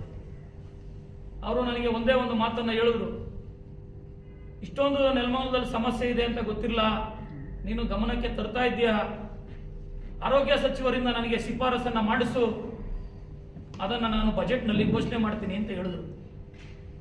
ನಾನು ತತ್ಕ್ಷಣ ಅವತ್ತೇ ಮಾನ್ಯ ಆರೋಗ್ಯ ಸಚಿವರಾದಂಥ ದಿನೇಶ್ ಗುಂಡೂರಾವ್ ಅವರನ್ನ ಬೆಳಗಾಂನಲ್ಲೇ ಅವರು ತಂಗಿದ್ದಂಥ ಹೋಟೆಲ್ಗೆ ಹೋಗಿ ರಾತ್ರಿ ಸುಮಾರು 10:30 ಗಂಟೆ ನಾನು ಮಾನ್ಯ ದಿನೇಶ್ ಗುಂಡೂರಾವ್ ಸಾಹೇಬರನ್ನ ಭೇಟಿ ಮಾಡಿದಾಗ ಪತ್ರದ ಮುಖೇನ ಹೋಗಿ ನಾನು ಅವರಿಗೆ ವಿನಂತಿಯನ್ನು ಮಾಡಿದೆ. ಅವ್ರು ಹೇಳಿದ್ರು, ಶ್ರೀನಿವಾಸ್, ಏನು ನನ್ನ ಹತ್ರ ತಮಾಷೆಗೆ ಮಾತಾಡ್ತಾ ಇದೆಯಾ, ಸೀರಿಯಸ್ ಆಗಿ ಮಾತಾಡ್ತಾ ಇದೆಯಾ ಅಂತ ಹೇಳಿದ್ರು. ಯಾಕೆ ಸರ್ ಅಂದೆ. ಬೆಂಗಳೂರಿಗೆ ಅಷ್ಟು ಹತ್ರ ಇರ್ತಕ್ಕಂಥ ಪಟ್ಟಣ, ಹಿಂದೆ ಇದ್ದಂಥ ಶ್ರೀನಿವಾಸ ಮೂರ್ತಿ ಅವರು 2 ಬಾರಿ ಶಾಸಕರಾಗಿದ್ದರು, 14 ತಿಂಗಳ ಕಾಲ ಅವ್ರ ಸರ್ಕಾರ ಈ ರಾಜ್ಯದಲ್ಲಿ ಅಸ್ತಿತ್ವದಲ್ಲಿತ್ತು, ಅವ್ರು ಯಾಕೆ ಮಾಡಿಸ್ಲಿಲ್ಲ? ಇನ್ನೂ ಒಂದು ಗೌರ್ಮೆಂಟ್ ಹಾಸ್ಪಿಟ್ಲು ತಾಲೂಕು ಹಾಸ್ಪಿಟ್ಲ್ ಇಲ್ವಾ ಅಂತ ಆಶ್ಚರ್ಯಚಕಿತರಾಗಿ ನನ್ನನ್ನು ಕೇಳಿದ್ರು. ನಾನಿಲ್ಲ ಸರ್, ಸತ್ಯ ಸರ್, ನಾನು ಮಾತಾಡ್ತಾ ಇರ್ತಕ್ಕಂಥದ್ದು, ಇಲ್ಲ ಬಂದು ತಾವೇ ಭೇಟಿ ಮಾಡಿ ಅಂತ ಹೇಳಿದೆ. ಆಯಿತು, ನಾನು ಭೇಟಿ ಮಾಡಲ್ಲ, ನಿನಗೆ ತಾಲೂಕು ಆಸ್ಪತ್ರೆಯನ್ನು ಮುಖ್ಯಮಂತ್ರಿಗಳಿಗೆ ಶಿಫಾರಸನ್ನು ಮಾಡಿ ಮುಖ್ಯಮಂತ್ರಿಗಳಿಂದ ಅದನ್ನು ಬಜೆಟ್ನಲ್ಲಿ ಘೋಷಣೆ ಮಾಡಿ ಅದರ ಭೂಮಿ ಪೂಜೆಗೆ ಬರ್ತೀನಿ ಅಂತಕ್ಕಂಥ ಮಾತನ್ನು ಅವತ್ತೇ ನನಗೆ ಮಾನ್ಯ ದಿನೇಶ್ ಗುಂಡೂರಾವ್ ಅವರು ಕೊಟ್ಟರು. ಅವರು ಕೊಟ್ಟಂಥ ಮಾತಿನ ಪ್ರಕಾರ ಅದರ ಕಡತದ ಹಿಂದೆ ನಾನು ಸುತ್ತಿ ಮುಖ್ಯಮಂತ್ರಿಗಳ ಬಳಿ ಹೋಗಿ ಬಜೆಟ್ನ ಪೂರ್ವಭಾವಿ ಸಭೆಯಲ್ಲಿ ಅವರ ವಿನಂತಿಯನ್ನು ಮಾಡಿ ಬಜೆಟ್ನಲ್ಲಿ ಮೊನ್ನೆ ನಡೆದಂಥ 16ನೇ ತಾರೀಕು ನಡೆದಂಥ ಬಜೆಟ್ನಲ್ಲಿ ಮಾನ್ಯ ಮುಖ್ಯಮಂತ್ರಿಗಳು ನನ್ನ ವಿಧಾನಸಭಾ ಕ್ಷೇತ್ರಕ್ಕೆ 100 ಹಾಸಿಗೆಗಳಿರ್ತಕ್ಕಂಥ ಹಾಸ್ಪಿಟ್ಲನ್ನು ಘೋಷಣೆ ಮಾಡಿ ಪಾರ್ಲಿಮೆಂಟ್ ಚುನಾವಣೆ ಮುಗಿದ ನಂತರ ಇದು ಗುದ್ಲಿ ಪೂಜೆಯನ್ನು ಮಾಡತಕ್ಕಂಥ ಕೆಲಸವನ್ನು ನಾನು ಮತ್ತು ನನ್ನ ಸರ್ಕಾರ, ನನ್ನ ಪಕ್ಷದ ಮುಖಂಡರುಗಳು ಈ ಕ್ಷೇತ್ರದ ಸಾರ್ವಜನಿಕರ ಸಮ್ಮುಖದಲ್ಲಿ ಮಾಡ್ತೀವಿ ಅಂತ ಹೇಳ್ತಾ, ಶ್ರೀನಿವಾಸ ಮೂರ್ತಿ ಅಣ್ಣವರೇ, 10 ವರ್ಷ ಈ ನಿಮ್ಮ ಕಾಲದಲ್ಲಿ ಶಾಸಕರ ಬೆನ್ನನ್ನು ಮತ್ತು ಅಧಿಕಾರಿಗಳನ್ನು ಬೆಂತಟ್ಟಲಿಕ್ಕೆ ನಾನು ಹೇಳ್ತಾ ಇರ್ತಕ್ಕಂಥದ್ದಲ್ಲ. ಅವತ್ತು ಪಾಪ ವಿರೋಧ ಪಕ್ಷದ ಮುಖಂಡರುಗಳಿಗೆ, ಮಾಜಿ ಶಾಸಕರುಗಳಿಗೆ ಅಥವಾ ನನ್ನ ವಿರುದ್ಧ ಪರಾಜಿತಗೊಂಡಂಥವ್ರಿಗೆ ಅದು ಯಾವ ಸಂಕಟ ಆಯಿತು ನನಗಂತೂ ಇವತ್ತಿನವರೆಗೂ ಅರ್ಥ ಆಗಿಲ್ಲ. ಏನು ಭಾಳ ಶೋ ಕೊಡಕ್ಕೆ ಹೋಗ್ತಾ ಇದ್ದಾರೆ ಹಂಗೆ ಹಿಂಗೆ ಅಂತ ಭಾಳ ಹಾಸ್ಯಾಸ್ಪದವಾಗಿ ಮಾತನಾಡಿದ್ರು. ಪಾಪ ಅವ್ರ ಕರ್ತವ್ಯ, ಅವರು ವಿರೋಧ ಪಕ್ಷವಾಗಿ ಇನ್ನೇನು ಮಾಡ್ಲಿಕ್ಕೆ ಸಾಧ್ಯ, ಮಾಡ್ಕೊಂಡ್ರು. ಅದ್ರ ಬಗ್ಗೆ ನಾನು ಅವತ್ತೂ ತಲೆ ಕೆಡಿಸ್ಕೊಂಡಿಲ್ಲ, ಇವತ್ತು ಕೆಡಿಸ್ಕೊಳ್ಳಲ್ಲ, ಮುಂದಕ್ಕೂ ತಲೆ ಕೆಡಿಸ್ಕೊಳ್ಳಲ್ಲ. ನನಗೆ ಜನತೆಯ ಸಮಸ್ಯೆ ಏನಿದೆ ಅಂತ ಅಲ್ಲಿಂದ ಮೂಲಭೂತವಾಗಿ ನನ್ನ ಗಮನಕ್ಕೆ ಬರೋಕ್ಕೆ ಪ್ರಾರಂಭ ಆಗ್ತದೆ. ಜನ ಅತ್ಯಂತವಾಗಿ ನನ್ನನ್ನು ಕೇಳಿದ್ದು ವಿದ್ಯುತ್ ಸಮಸ್ಯೆ. ಯಾವ ಹಳ್ಳಿಗಳಿಗೆ ಹೋಗಲಿ, ಯಾವ ಗ್ರಾಮ ಪಂಚಾಯಿತಿಯ ಒಂದು ಪ್ರದೇಶಗಳಿಗೆ ನಾನು ಭೇಟಿ ಕೊಟ್ಟರೂ ಸಹ ಮಹಿಳೆಯರು, ರೈತರು, ವಿದ್ಯಾರ್ಥಿಗಳು, ಹಣ ಕರೆಂಟ್ ಯಾವತ್ತಂದ್ರೆ ಅವಾಗ ಹೊಂಟೋಯ್ತದೆ, ಒಂದಂಥ ಕರೆಂಟ್ನಲ್ಲಿ ನಾವು ನಮ್ಮ ಮನೆಯ ಕೆಲಸಗಳನ್ನು ಮಾಡ್ಕೊಳ್ಳಿಕ್ಕಾಗಲ್ಲ, ವೋಲ್ಟೇಜ್ ಇರಲ್ಲ, ಮಿಕ್ಸಿ ಆನ್ ಮಾಡಿದ್ರೆ ಕೊಡ್ತಾ ಇದ್ದಿದ್ದು ಅದು ಹಂಗೆ ಸ್ಟಾಪ್ ಆಗೋಗ್ಬಿಡುತ್ತೆ, ಓವರ್ಲೋಡ್ ತಗೊಳಕ್ಕಾಗೋದಿಲ್ಲ, ರೈತರು ಪಂಪ್ ಸೆಟ್ ಆನ್ ಮಾಡಿದ್ರೆ ಅದಕ್ಕೆ ವಿದ್ಯುತ್ ಸರಿಯಾಗಿ ಸಾಕಾಗಲ್ಲ. ಇದರ ಸಮಸ್ಯೆಗೆ ಏನಾದರೂ ಒಂದು ಪರಿಹಾರವನ್ನು ನೀವು ಹುಡುಕಿ ನಮಗೆಲ್ಲ ಸಹಾಯ ಮಾಡಬೇಕು ಅಂದರು. ನಾನು ಅವತ್ತು ನನ್ನ ತಾಲೂಕಿನ ರೈತರಿಗೆ, ಸಾರ್ವಜನಿಕರಿಗೆ, ಎಲ್ಲ ವಿದ್ಯಾರ್ಥಿಗಳಿಗೆ ಒಂದು ಭರವಸೆಯನ್ನು ಕೊಟ್ಟೆ. ನನ್ನ ಸರ್ಕಾರದ ಘನತೆಯುತ ಮುಖ್ಯಮಂತ್ರಿಗಳನ್ನು ಮತ್ತು ಸಂಬಂಧಪಟ್ಟ ಸಚಿವರನ್ನು, ಉಪಮುಖ್ಯಮಂತ್ರಿಗಳನ್ನು ನಾನು ಇದರ ಬಗ್ಗೆ ಗಮನವನ್ನು ಸೆಳೆಯುತ್ತೇನೆ, ನಿಮ್ಮ ಸಮಸ್ಯೆಗೆ ಪರಿಹಾರವನ್ನು ಹುಡುಕ್ತೇನೆ ಅಂತೇಳಿ ನಾನು ಅಧಿಕಾರಿಗಳ ಸಲಹೆಯನ್ನು ನಾನು ಪ್ರತ್ಯೇಕವಾಗಿ ಸಭೆ ಮಾಡಿ ನಾನು ಮಾಹಿತಿಯನ್ನು ಪಡೆದುಕೊಂಡೆ. ಅಧಿಕಾರಿಗಳು ಇದೆಲ್ಲ ಸಮಸ್ಯೆಗೆ ಪರಿಹಾರ ಏನು ಅಂದರೆ, ಸರ್ 220 kV ಸ್ಟೇಷನ್ನು ನೆಲಮಂಗಲಕ್ಕೆ ಅಗತ್ಯತೆ ಐತೆ, ಆ 220 kV ಸ್ಟೇಷನ್ ಇಲ್ಲಿ ಪ್ರಾರಂಭ ಆಗೋವರೆಗೂ ಈ ಕ್ಷೇತ್ರದ ವಿದ್ಯುತ್ ಸಮಸ್ಯೆ ನೀವೇನೇ ಪ್ರಯತ್ನ ಮಾಡಿದ್ರು ಬಗೆಹರಿಯ. ಸನ್ಮಾನ್ಯ ಮಾಜಿ ಸಚಿವರಾದಂತಹ ಚಿಕ್ಕನಾಯಕನಹಳ್ಳಿ ಕ್ಷೇತ್ರದ ಮಾಜಿ ಶಾಸಕರಾದಂತಹ ಮಾಧುಸ್ವಾಮಿರವರು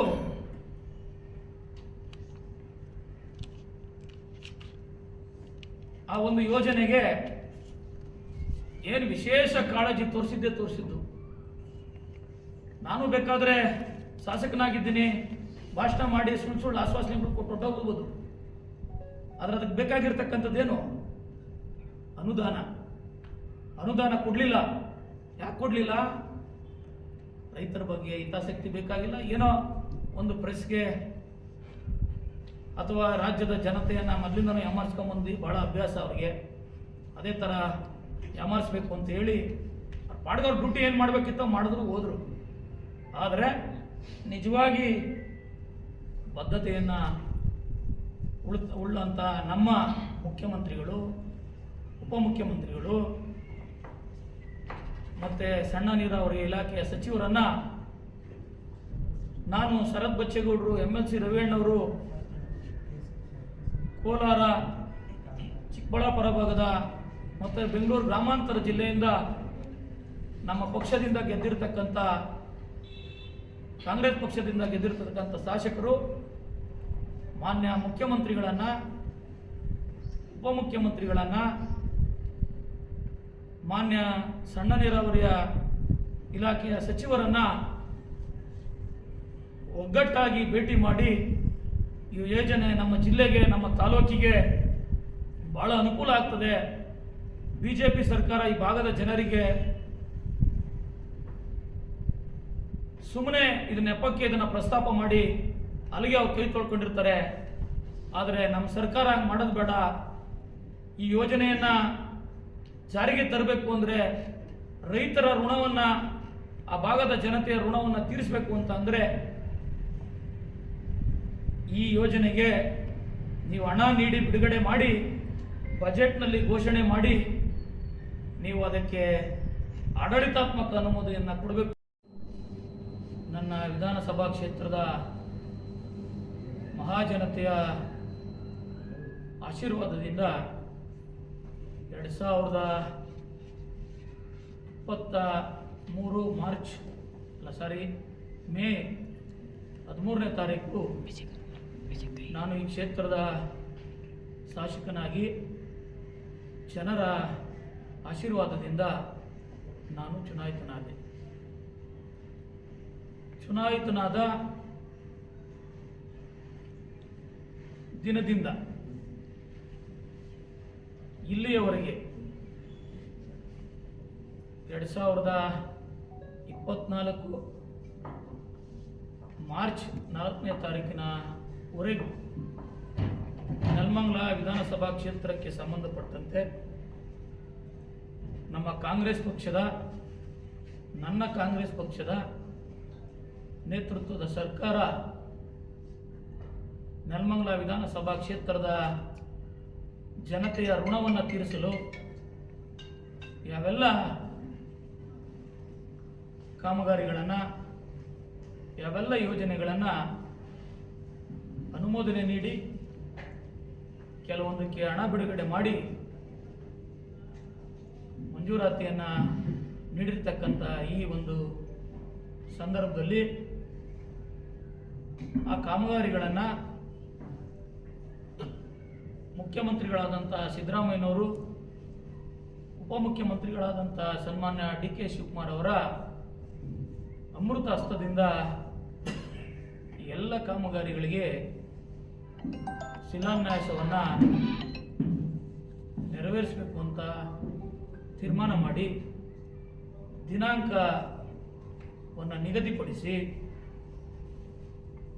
ಆ ದಿನಾಂಕದಂದು ಮುಖ್ಯಮಂತ್ರಿಗಳನ್ನು, ಉಪಮುಖ್ಯಮಂತ್ರಿಗಳನ್ನು ಮತ್ತು ವಿವಿಧ ಇಲಾಖೆಯ ಸಚಿವರುಗಳನ್ನು, ಈ ತಾಲೂಕಿನ ಮಹಾಜನತೆ, ಈ ತಾಲೂಕಿನ ಸೇವಕನಾದ ನಾನು ಮತ್ತು ನನ್ನ ಪಕ್ಷದ ಮುಖಂಡರು, ಈ ತಾಲೂಕಿನ ಪ್ರಗತಿಪರ ಎಲ್ಲ ಸಂಘಟನೆಗಳ ಮುಖಂಡರು, ದಲಿತ ಸಂಘಟನೆಗಳ ಮುಖಂಡರು, ರೈತಪರ ಸಂಘಟನೆಗಳ ಮುಖಂಡರು, ಕನ್ನಡ ಪರ ಸಂಘಟನೆಗಳ ಮುಖಂಡರು ಸೇರಿದಂತೆ ನೆಲಮಂಗಲ ತಾಲೂಕಿನ ಮತ್ತು ನೆಲಮಂಗಲ ವಿಧಾನಸಭಾ ಕ್ಷೇತ್ರಕ್ಕೆ ಸಂಬಂಧಪಟ್ಟಂತೆ ಎಷ್ಟೆಲ್ಲ ಸಂಘಟನೆಗಳಿದ್ದಾವೆ ಅವರೆಲ್ಲರನ್ನೂ ಸಹ ಈ ಕಾರ್ಯಕ್ರಮಕ್ಕೆ ಆಹ್ವಾನ ಮಾಡುತ್ತಾ ಈ ಕಾರ್ಯಕ್ರಮವನ್ನು ಯಶಸ್ವಿಗೊಳಿಸಬೇಕು ಅಂತ ಹೇಳಿಕೊಂಡು ಈ ಕಾರ್ಯಕ್ರಮದ ಬಗ್ಗೆ ಒಂದಿಷ್ಟು ಮಾಹಿತಿಗಳನ್ನು ನಾನು ತಮ್ಮ ಜೊತೆ ಹಂಚಿಕೊಳ್ಳಲಿಕ್ಕೆ ಬಯಸ್ತೇನೆ.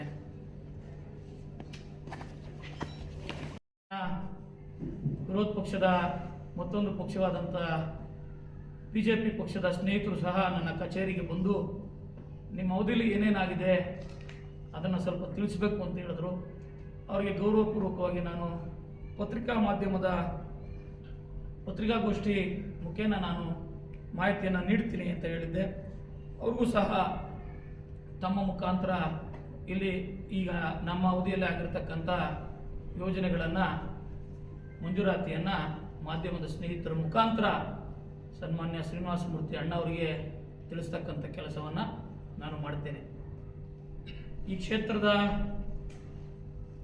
ಜನತೆಯ ಮಹಾಜನತೆಯ ಆಶೀರ್ವಾದದಿಂದ ಶಾಸಕನಾಗಿ ಆಯ್ಕೆಯಾದ ಮೇಲೆ ನಾನು ಈ ತಾಲೂಕಿನ ಸ್ಥಿತಿಗತಿಗಳನ್ನು, ತಾಲೂಕಿನ ಜನತೆಯ ಬದುಕನ್ನು ಮತ್ತು ತಾಲೂಕಿನ ಪ್ರತಿಯೊಂದು ಗ್ರಾಮಗಳ ಪರಿಸ್ಥಿತಿಯನ್ನು ಕಣ್ಣಾರೆ ನಾನು ಗಮನಿಸಬೇಕು. ನಾನು ಗಮನಿಸಿದಂಥ ಸಂದರ್ಭದಲ್ಲಿ ಯಾವೆಲ್ಲ ಸಮಸ್ಯೆಗಳಿಗೆ ನಾನು ಸ್ಪಂದಿಸ್ಬೋದು, ಸ್ಥಳದಲ್ಲೇ ಯಾವುದಕ್ಕೆ ಸ್ಪಂದಿಸ್ಬೋದು, ಆ ನಂತರದ ದಿನಗಳಲ್ಲಿ ಯಾವುದಕ್ಕೆ ಸ್ಪಂದಿಸ್ಬೋದು ಅಂತ ಹೇಳಿ ಯೋಚನೆಯನ್ನು ಮಾಡಿ ಇಡೀ ತಾಲೂಕು ಆಡಳಿತದ ಎಲ್ಲ ಅಧಿಕಾರಿಗಳನ್ನ ಕರೆದುಕೊಂಡು ನಾನು ಗ್ರಾಮ ಸಂದರ್ಶನಕ್ಕೆ, ಗ್ರಾಮ ಪ್ರವಾಸಕ್ಕೆ ತೆರಳಿದೆ. ಗ್ರಾಮ ಪ್ರವಾಸವನ್ನು ಮಾಡಿದಂಥ ಸಂದರ್ಭದಲ್ಲಿ ತಾಲೂಕಿನ ಜನತೆ ಬಹಳ ಭವ್ಯವಾಗಿ ನನ್ನನ್ನು ಮತ್ತು ನನ್ನ ಅಧಿಕಾರಿ ವರ್ಗದವರನ್ನು ಬಹಳ ಪ್ರೀತಿಯಿಂದ, ಅಭಿಮಾನದಿಂದ ಸ್ವಾಗತವನ್ನು ಮಾಡಿ, ಹಿಂದೆ ಇದ್ದಂಥ ಯಾವುದೇ ಪಕ್ಷದ ಶಾಸಕರುಗಳಿರ್ಬೋದು, ಯಾವತ್ತೂ ಅಧಿಕಾರಿಗಳನ್ನ ಕರೆದುಕೊಂಡು ನಮ್ಮ ಸಮಸ್ಯೆಯನ್ನು ಕೇಳಲಿಕ್ಕೆ ಬರಲಿಲ್ಲ, ನೀವಾದರೂ ಬಂದ್ರಲ್ಲ ಅಂತ ಎಲ್ಲ ಗ್ರಾಮಗಳಲ್ಲಿ ಪ್ರಶಂಸೆಯನ್ನು ವ್ಯಕ್ತಪಡಿಸಿದ್ರು. ಅದಕ್ಕೆ ಪತ್ರಿಕಾ ಮಾಧ್ಯಮದಲ್ಲಿ ಇರ್ತಕ್ಕಂಥ ಹಲವಾರು ಸ್ನೇಹಿತರು ಸಹ ನೀವೇ ಸಾಕ್ಷಿಯಾಗಿದ್ದೀರಾ. ನಾನು ಗುತ್ತಿಗೆದಾರರನ್ನ ಕೆಲಸ ಮಾಡಲಿಕ್ಕೆ ಅವರಿಗೆ ಕಮಿಟ್ಮೆಂಟ್ ತಕ್ಕಂತೆ ಗುತ್ತಿಗೆದಾರರ ಕಡೆಯಿಂದ ಕೆಲಸವನ್ನು ತೆಗೆದುಕೊಳ್ಳದೆ ಅದನ್ನು ನಿರ್ಲಕ್ಷಿಸಿ ಹಾಗೇ ಬಿಟ್ಟಿದ್ರು. ಇವ್ರ ಕಾಲದಲ್ಲಿ ಟೆಂಡರ್ ಆಗಿದ್ದಲ್ವಾ, ಯಾಕೆ ಕೆಲಸ ಮಾಡಿಸಲಿಲ್ಲ? ಈ ತಾಲೂಕಿನ ಜನತೆ ಯಾರಾದರೂ ಮಾಡಬೇಡ್ರಿ ಅಂತ ಯಾರಾದರೂ ಮೆಮೊರಂಡಮ್ ಕೊಟ್ಟಿದ್ದಾರೆ ಅವರಿಗೆ? ನಾನು ಚುನಾವಣೆಯ ಸಂದರ್ಭದಲ್ಲಿ ತ್ಯಾಮಗೊಂಡ ಹೋಬಳಿಯ ಮಹಾಜನತೆ ನನಗೆ ಒಂದು ವಿನಂತಿಯನ್ನು ಮಾಡಿದರು. ನಾನು ಅವತ್ತು ಹೇಳಿದ್ದೆ, ನೀವ್ಯಾರು ವಿನಂತಿಯನ್ನು ಮಾಡಬೇಡಿ, ನನಗೆ ಆದೇಶ ಮಾಡಬೇಕು, ನೀವು ರಸ್ತೆ ಆಗಬೇಕು ಅಂತ ನಾನು ಹೇಳಿದ್ದೆ. ಇವತ್ತು ಆ ರಸ್ತೆಗೆ ಅವ್ರ ತಲೆಯಲ್ಲೂ ಸಹ ಇದು ಬಂದಿರಲಿಕ್ಕೆ ಸಾಧ್ಯ ಇಲ್ಲ. ಬೇಗೂರು ಕ್ರಾಸ್ನಿಂದ ತ್ಯಾಮಗೊಂಡ್ಲುವರೆಗೆ 4 ಪಥದ ರಸ್ತೆಗಳು. ಇದಕ್ಕೂ ಸಹ ನನ್ನ ಸರ್ಕಾರ ನೀಡಿರತಕ್ಕಂಥ ವಿಶೇಷ ಅನುದಾನ ಇವತ್ತಿಗೆ 20 ಕೋಟಿ ಆ ರಸ್ತೆಗೆ ಸಂಬಂಧಪಟ್ಟಂತೆ ನೀಡಿದೆ. ಮುಂದಕ್ಕೆ ಅದಕ್ಕಿನ್ನೂ ಜಾಸ್ತಿ ಆಗುತ್ತೆ ಅಂತ ಅಂದಾಜು ಪಟ್ಟಿಯನ್ನು ನಾನು ತಯಾರು ಮಾಡಿಸಿದ್ದೇನೆ. ಆ 20 ಕೋಟಿನೂ ಸಹ 4 ಪಥದ ರಸ್ತೆ, ಅದಿನ್ನೂ ಎಷ್ಟೇ ಆಗಲಿ ಆ 4 ಪಥದ ರಸ್ತೆಯನ್ನು ಮಾಡಿಸ್ತೀನಿ. 4 ಪಥದ ರಸ್ತೆಯನ್ನು ಮಾಡಿಸಿ ಆ ಭಾಗದ ಜನತೆಯ ಸುಗಮ ಸಂಚಾರಕ್ಕೆ ನಾನು ಅವಕಾಶವನ್ನು ಕೊಡ್ತೀನಿ. ಅದು ಒಂದು ಕಡೆ. ಇನ್ನು ಹೇಳ್ತಾ ಹೋದರೆ ಇವತ್ತೆಲ್ಲ ರಾತ್ರಿ ಆಗ್ತದೆ. ನಾನು ಕೆಲವೊಂದು ಹೈಲೈಟ್ ಆಗಿರ್ತಕ್ಕಂಥ ಅಂಶಗಳನ್ನ ಅಷ್ಟೇ ಹೇಳ್ತೀನಿ. ಇದರ ಜೊತೆಗೆ ಇನ್ನೂ PWD ಇಲಾಖೆಯಿಂದ ಹಲವಾರು ಆದೇಶಗಳಾಗಿವೆ. ಆದರೂ ಸಹ ಗುದ್ಲಿ ಪೂಜೆಯನ್ನು ಇಟ್ಕೊಳ್ತಕ್ಕಂಥ ಕೆಲಸವನ್ನು ಪ್ರಾಮಾಣಿಕವಾಗಿ ನಾನು ಮಾಡಿಸ್ತೇನೆ. ಮತ್ತೊಂದು, ಇವತ್ತು ಅಲ್ಪಸಂಖ್ಯಾತರ ಇಲಾಖೆಗೆ ನನ್ನ ಕ್ಷೇತ್ರದಲ್ಲಿ ಅಲ್ಪಸಂಖ್ಯಾತ ಬಂಧುಗಳು, ಮುಸಲ್ಮಾನರಿರಲಿ, ಕ್ರಿಶ್ಚಿಯನ್ಸ್ ಇರಲಿ, ಹೆಚ್ಚಿನ ಸಂಖ್ಯೆಯಲ್ಲಿ ಮುಸಲ್ಮಾನ್ ಬಂಧುಗಳು ಇದ್ದಾರೆ. ಆ ಮುಸಲ್ಮಾನ್ ಬಂಧುಗಳಿಗೆ ನಾವೇನಾದರೂ ಋಣವನ್ನು ತೀರಿಸಬೇಕಲ್ಲ. ಅದಕ್ಕೆ ಸಂಬಂಧಪಟ್ಟಂತೆ ಸೋಲೂರು ಹೋಬಳಿ ಮತ್ತೆ ನೆಲಮಂಗಲ ವಿಧಾನಸಭಾ ಕ್ಷೇತ್ರಕ್ಕೆ ಆ ಅಲ್ಪಸಂಖ್ಯಾತರ ಇಲಾಖೆಯಿಂದ ಅನುದಾನವನ್ನು ಬಿಡುಗಡೆ ಮಾಡಿಸಿ ಅದರ ಗುದ್ದಲಿ ಪೂಜೆಯನ್ನು ಸಹ ನಾನು 4ನೇ ತಾರೀಕು ಇಟ್ಕೊಂಡಿರ್ತೇನೆ. ಅದರ ಜೊತೆಗೆ ಇವತ್ತು ಗ್ರಾಮೀಣಾಭಿವೃದ್ಧಿ ಮತ್ತು ಪಂಚಾಯತ್ ರಾಜ್ ಇಲಾಖೆಯಿಂದ ನೀವೆಲ್ಲ ಮಾಧ್ಯಮದ ಸ್ನೇಹಿತರು ನನ್ನ ಜೊತೆ ಗುದ್ದಲಿ ಪೂಜೆಗೆ ಬಂದಿದ್ದೀರಾ.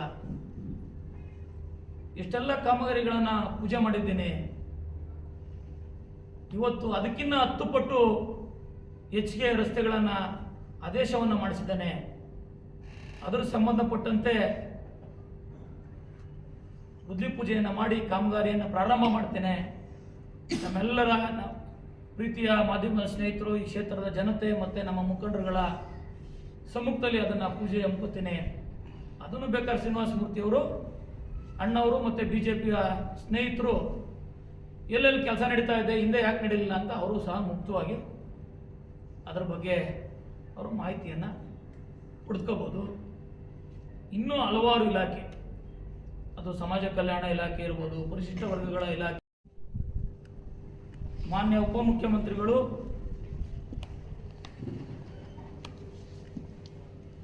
ಸಂಬಂಧಪಟ್ಟ ಸಚಿವರುಗಳು ನೆಲಮಂಗಲ ವಿಧಾನಸಭಾ ಕ್ಷೇತ್ರಕ್ಕೆ ಸಂಬಂಧಪಟ್ಟಂತೆ ನಾನು ಈಗ ನಾಳೆ ಗುದ್ಲಿ ಪೂಜೆ ಆಗ್ತಕ್ಕಂಥದ್ರ ಬಗ್ಗೆ ಮುಗಿಸಿ, ನಾಳೆ ಗುದ್ಲಿ ಪೂಜೆ ಆಗದೆ ಇರತಕ್ಕಂಥ ಕಾಮಗಾರಿಗಳು ಬೇರೆ ಇದ್ದಾವೆ. ಅದು ಸನ್ಮಾನ್ಯ ಮುಖ್ಯಮಂತ್ರಿಗಳು ನನ್ನ ವಿಧಾನಸಭಾ ಕ್ಷೇತ್ರಕ್ಕೆ ನನ್ನ ಜನತೆಯ ಋಣವನ್ನು ತೀರಿಸಲಿಕ್ಕೆ ಕೊಟ್ಟಿರ್ತಕ್ಕಂಥ ಕಾರ್ಯಕ್ರಮಗಳು, ಅದನ್ನು ನಿಮಗೆ ಮತ್ತೊಮ್ಮೆ ಒತ್ತಿ ಹೇಳಬೇಕಾಗ್ತದೆ. ಇವತ್ತು PWD ಇಲಾಖೆಗೆ ಸಂಬಂಧಪಟ್ಟಂತೆ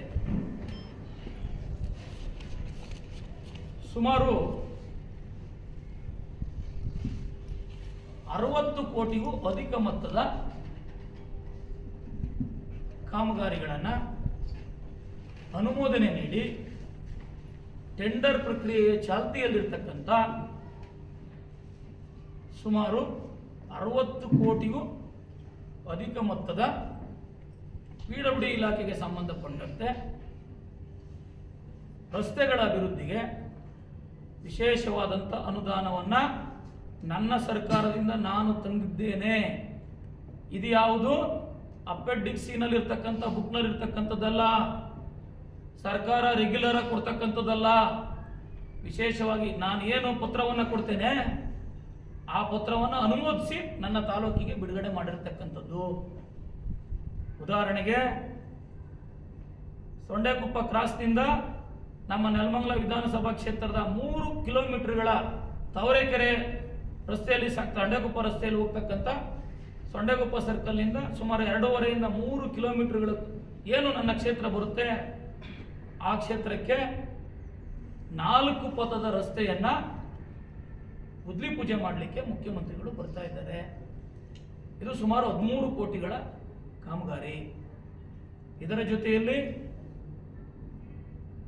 9 ಕೋಟಿ ರೂಗಳ ನಗರದ ರಸ್ತೆ, ಪ್ರಮುಖ ನಮ್ಮ ನಗರ ಅಷ್ಟಗುಂಟೆ ಬ್ರಿಡ್ಜ್ನಿಂದ ಕುಣಿಗಲ್ ಬೈಪಾಸ್ವರೆಗೆ ರಸ್ತೆಯನ್ನು ಉನ್ನತೀಕರಣ ಮಾಡಿ ರಸ್ತೆಯ 2 ಕಡೆಗಳಲ್ಲಿ ವಿದ್ಯುತ್ ದೀಪಗಳನ್ನು ಅಲಂಕರಿಸಿ ವಿದ್ಯುತ್ ದೀಪಗಳಿಂದ ಅದಕ್ಕೆ ಅಳವಡಿಸಿ ಆ ಕಾಮಗಾರಿಯನ್ನು ಕೈಗೊಳ್ಳತಕ್ಕಂಥ 9 ಕೋಟಿ ರೂಗಳ ಕಾರ್ಯಕ್ರಮ. ಇದು ಸಹ ನನ್ನ ಅವಧಿಯಲ್ಲಿ ಪೂಜೆ ಆಗ್ತಾ ಇರತಕ್ಕಂಥದ್ದು. ಮತ್ತೊಂದು ವಿಶೇಷ, ನಮ್ಮ ಬೇಗೂರು ಕ್ರಾಸ್ನಿಂದ ತ್ಯಾಮಗೊಂಡ್ಲುವರೆಗಿನ ರಸ್ತೆ ಎಷ್ಟು ವರ್ಷಗಳ ಕಾಲ ಟೆಂಡರ್ ಆಗಿ ಅದಾಗೆ ಜಲ್ಲಿ ಹಾಕಿಬಿಟ್ಟಿದ್ರು ಅಂತ ನಾವೆಲ್ಲರೂ ನೋಡಿದ್ದೀವಿ. ಟೆಂಡರ್ ಮಾಡಿಸಿ ವ್ಯಾಪ್ತಿಗೆ ಸಂಬಂಧಪಟ್ಟಂತೆ ಬೇಕಾದರೆ ಶ್ರೀನಿವಾಸ ಮೂರ್ತಿಯವರು, BJPನವರು, ಅವ್ರ ತಂಡ ಏನು ಪತ್ರಿಕಾ ಮಾಧ್ಯಮದಲ್ಲಿ ಕುಳಿತುಕೊಂಡು ನನ್ನ ಬಗ್ಗೆ, ನನ್ನ ಪಕ್ಷದ ಬಗ್ಗೆ ಮಾತನಾಡಿದ್ರು. ಸಾಧನೆಗಳನ್ನ ಇಟ್ಟಿದ್ದೀನಿ. 10 ವರ್ಷದ ಸಾಧನೆ ಏನು, 9 ತಿಂಗಳ ಸಾಧನೆ ಏನು ಅಂತಕ್ಕಂಥದ್ದನ್ನು ನೆಲಮಂಗಲ ವಿಧಾನಸಭಾ ಕ್ಷೇತ್ರದ ತ್ಯಾಮಗೊಂಡ್ಲು ಹೋಬಳಿ ಕಲ್ಗಟ್ಟದಲ್ಲಿ 350 ಮೀಟರ್ಗಳ ಕಾಂಕ್ರೀಟ್ ರಸ್ತೆ ಕಾಮಗಾರಿ ಪ್ರಗತಿಯಲ್ಲಿದೆ. ಕೊಡಗೇಹಳ್ಳಿ ಗ್ರಾಮದಲ್ಲಿ 386 ಮೀಟರ್ ರಸ್ತೆ ಪ್ರಗತಿಯಲ್ಲಿದೆ. ಶ್ರೀನಿವಾಸಪುರ ಗ್ರಾಮ ಪಂಚಾಯಿತಿ ಶ್ರೀನಿವಾಸಪುರ ಗ್ರಾಮದಲ್ಲಿ 360 ಮೀಟರ್ ರಸ್ತೆ ಮುಕ್ತಾಯ ಆಗಿದೆ. ಇವ್ರು ಮಾಡಿದ್ರು ಗುದ್ಲಿ ಪೂಜೆ, ಇವ್ರು ತಂದಿದ್ರು ಅನುದಾನ. ಇದಾದ ನಂತರ ತ್ಯಾಮಗೊಂಡ್ಲು ಹೋಬಳಿ ತಾವರೆಕೆರೆ ಗ್ರಾಮದಲ್ಲಿ 401 ಮೀಟರ್ ಕಾಮಗಾರಿ. ಯಾವ ಆಟೆಯಲ್ಲಿ ಬೇಕಾದ್ರೆ ಕೇಳ್ಬೋದು ಇದ್ರ ಮಾಹಿತಿ. ಆಟೆಯೇ ಬೇಕಾಗಿಲ್ಲ, ಹೋಗಿ ನಿಂತ್ಕೊಂಡು ಜಾಗಕ್ಕೆ ನೋಡ್ರೆ ಗೊತ್ತಾಗ್ಬಿಡ್ತದೆ. ಅದೇ ರೀತಿ ಬಜೇಗೌಡನ ಪಾಳ್ಯದಲ್ಲಿ 450 ಮೀಟ್ರು, ಗಂಗಾಧರನ ಪಾಳ್ಯದಲ್ಲಿ 452 ಮೀಟ್ರು, ಕಣ್ಣೇಗೌಡನಹಳ್ಳಿಯಲ್ಲಿ 380 ಮೀಟ್ರು, ನೆಲಮಂಗಲ ವಿಧಾನಸಭಾ ಕ್ಷೇತ್ರದ ಸೋಲ್ದೇನಹಳ್ಳಿ ಗ್ರಾಮ ಪಂಚಾಯತಿ ಮಂಟನಕುರ್ಚಿ ಗ್ರಾಮದಲ್ಲಿ 802 ಮೀಟರ್. ಪೆಮ್ಮನಹಳ್ಳಿ ನಮ್ಮ ಸೋಂಪುರ ಹೋಬಳಿ 460 ಮೀಟರು. ಕೊಡಗೇಹಳ್ಳಿ ಗುಟ್ಟೆಪಾಳ್ಯ 500 ಮೀಟರು. ಈ ಥರದ ಕೊಟ್ಟು ತುಂಬ ಇದೆ. ಈ ಎಕ್ಸಾಂಪಲ್ ಎಲ್ಲ ಎಕ್ಸಾಂಪಲ್ ದೊಡ್ಡಕರೇನಹಳ್ಳಿ ಇರ್ಬೋದು, ಮತ್ತು ಮಹದೇವಪುರ ಇರ್ಬೋದು. ಮಹದೇವಪುರ ಸುಮಾರು 4 ಕಿಲೋಮೀಟರ್ಗಳ ಒಂದು ಟಾರ್ ರಸ್ತೆ. ಮಲರಬಾಣವಾಡಿ ಅದು 350 ಮೀಟ್ರು. ಶಾಂತಿನಗರ, ಅರಿವೇಶಂದ್ರ, ಹನುಮಂತಪುರ, ಅಪ್ಪೇಗೌಡನಪಾಳ್ಯ, ಅಪ್ಪೇಗೌಡನಹಳ್ಳಿ, ಕರ್ಮಾರನಹಳ್ಳಿ, ಕಮಲಾಪುರ, ಮಹಿಮಾಪುರದಲ್ಲಿ ಇವತ್ತು ಎಷ್ಟು ಮೀಟ್ರು, ಎಷ್ಟು ಕಿಲೋಮೀಟ್ರು ಟಾರನ್ನು ಹಾಕಿದ್ದನ್ನು ನೀವೇ ನೋಡಿದ್ದೀರಾ. ದೊಡ್ಡಕರನಹಳ್ಳಿಯಿಂದ ಮೇನ್ ರೋಡು ಆಸ್ಪಾಲ್ಟ್ ಇದು ಬೇರೆ. ವೀರರಾಘವನಪಾಳ್ಯದ್ದು 700 ಮೀಟ್ರು. ಮತ್ತು ಶ್ರೀನಿವಾಸಪುರದಿಂದ ಮಸರಳ್ಳಿವರೆಗೆ 2.5 ಕಿಲೋಮೀಟ್ರು. ಮದ್ಲುಕೋಟೆಯಿಂದ ಕಂಬದಕಲ್ ರಸ್ತೆ ಎಷ್ಟು ವರ್ಷಗಳಿಂದ ಪಾಳುಬಿತ್ತು ನೋಡಿದ್ದೀರಾ. ಇದೆಲ್ಲದಕ್ಕೂ ಗಂಟೆ ಹೊಸಳ್ಳಿ ಇರ್ಬೋದು, ಶಿವಗಂಗೆ ರಸ್ತೆ ಇರ್ಬೋದು, ನರಸೀಪುರ ಗ್ರಾಮ ಪಂಚಾಯತಿಲಿ ಇರ್ಬೋದು. ಇದು ಹೇಳಿರ್ತಕ್ಕಂಥ 10 ಪಟ್ಟು ರಸ್ತೆಗಳಿಗೆ ಇನ್ನೂ ಪೂಜೆ ಮಾಡಬೇಕಾಗಿದೆ. ಆ ಮೊದಲಿಗೆ ಪೂಜೆಯನ್ನು ನಿರ್ವಹಿಸ್ತೀನಿ. ಇದರ ಜೊತೆಯಲ್ಲಿ ವಿಶೇಷವಾಗಿ ಮತ್ತೊಂದು ಅಂಶವನ್ನು ನಾನು ಪ್ರಸ್ತಾಪವನ್ನು ಮಾಡಬೇಕಾಗ್ತದೆ. ಪ್ರಸ್ತಾಪ ಮಾಡೋಂಗಿರಲಿಲ್ಲ ನಾನು ಅದಕ್ಕೂ. ಆದರೆ ಸಾರ್ವಜನಿಕವಾಗಿ ಈ ಕ್ಷೇತ್ರದ ಜನ ನನಗೆ ಆಶೀರ್ವಾದ ಮಾಡಿದ್ದಾರೆ. ಹೇಳಲೇಬೇಕಾಗಿರ್ತಕ್ಕಂಥದ್ದು ನನ್ನ ಕರ್ತವ್ಯ. ಮಾನ್ಯ ಶ್ರೀನಿವಾಸ ಮೂರ್ತಿ ಅಣ್ಣ ಅವರು ಸಮಾವೇಶವನ್ನು ನಾವು ಇಟ್ಕೊಂಡಿರ್ತೀವಿ. ಈ ಯೋಜನೆಯನ್ನು ಪಾಪ ವಿರೋಧ ಪಕ್ಷಗಳು ಸಹಿಸ್ಕೊಳ್ಳಿಕ್ಕೆ ಆಗ್ತಾ ಇಲ್ಲ. ಅವ್ರಿಗೇನು ಸಂಕಟ ಆಗ್ತಿದೆಯೋ ನಮಗಂತೂ ಗೊತ್ತಿಲ್ಲ. ಬಡವರಿಗೆ ಬದುಕನ್ನು ಕಟ್ಕೊಳ್ಳಿಕ್ಕೆ, ಬಡವರ ಸಂಕಷ್ಟವನ್ನು ತಮ್ಮ ಸರ್ಕಾರದ ವತಿಯಿಂದ ಕೈಲಾದ ಮಟ್ಟಿಗೆ ನಿವಾರಿಸಲಿಕ್ಕೆ ಮಾಡ್ತಾ ಇರ್ತಕ್ಕಂಥ ಒಂದು ಪ್ರಯತ್ನನ ಸಹಿಸ್ಕೊಳ್ಳದೆ ಇರ್ತಕ್ಕಂಥ ಇವರು ಬಿಟ್ಟಿ ಭಾಗ್ಯ ಅಂತಾರೆ, ಗ್ಯಾರಂಟಿ ಯೋಜನೆಗಳು ದುಡ್ಡೇ ಹೋಗ್ತಿಲ್ಲ ಅಂತಾರೆ, ಇದು ಬೇಕಿತ್ತ ಅಂತಾರೆ. ಜನ ಬೇಕಿಲ್ಲದೆ ಅರ್ಜಿ ಹಾಕ್ತಾರ?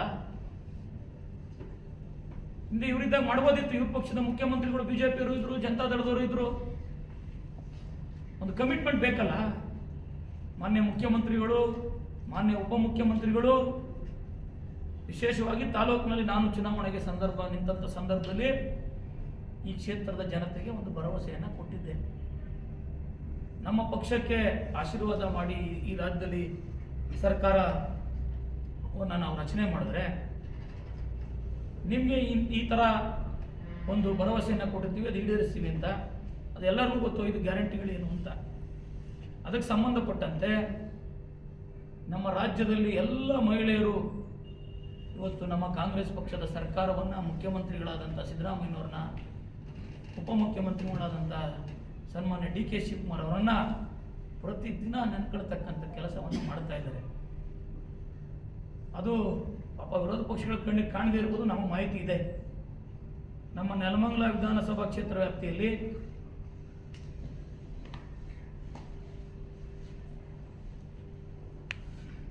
ನಗರ ಪ್ರದೇಶದಲ್ಲಿ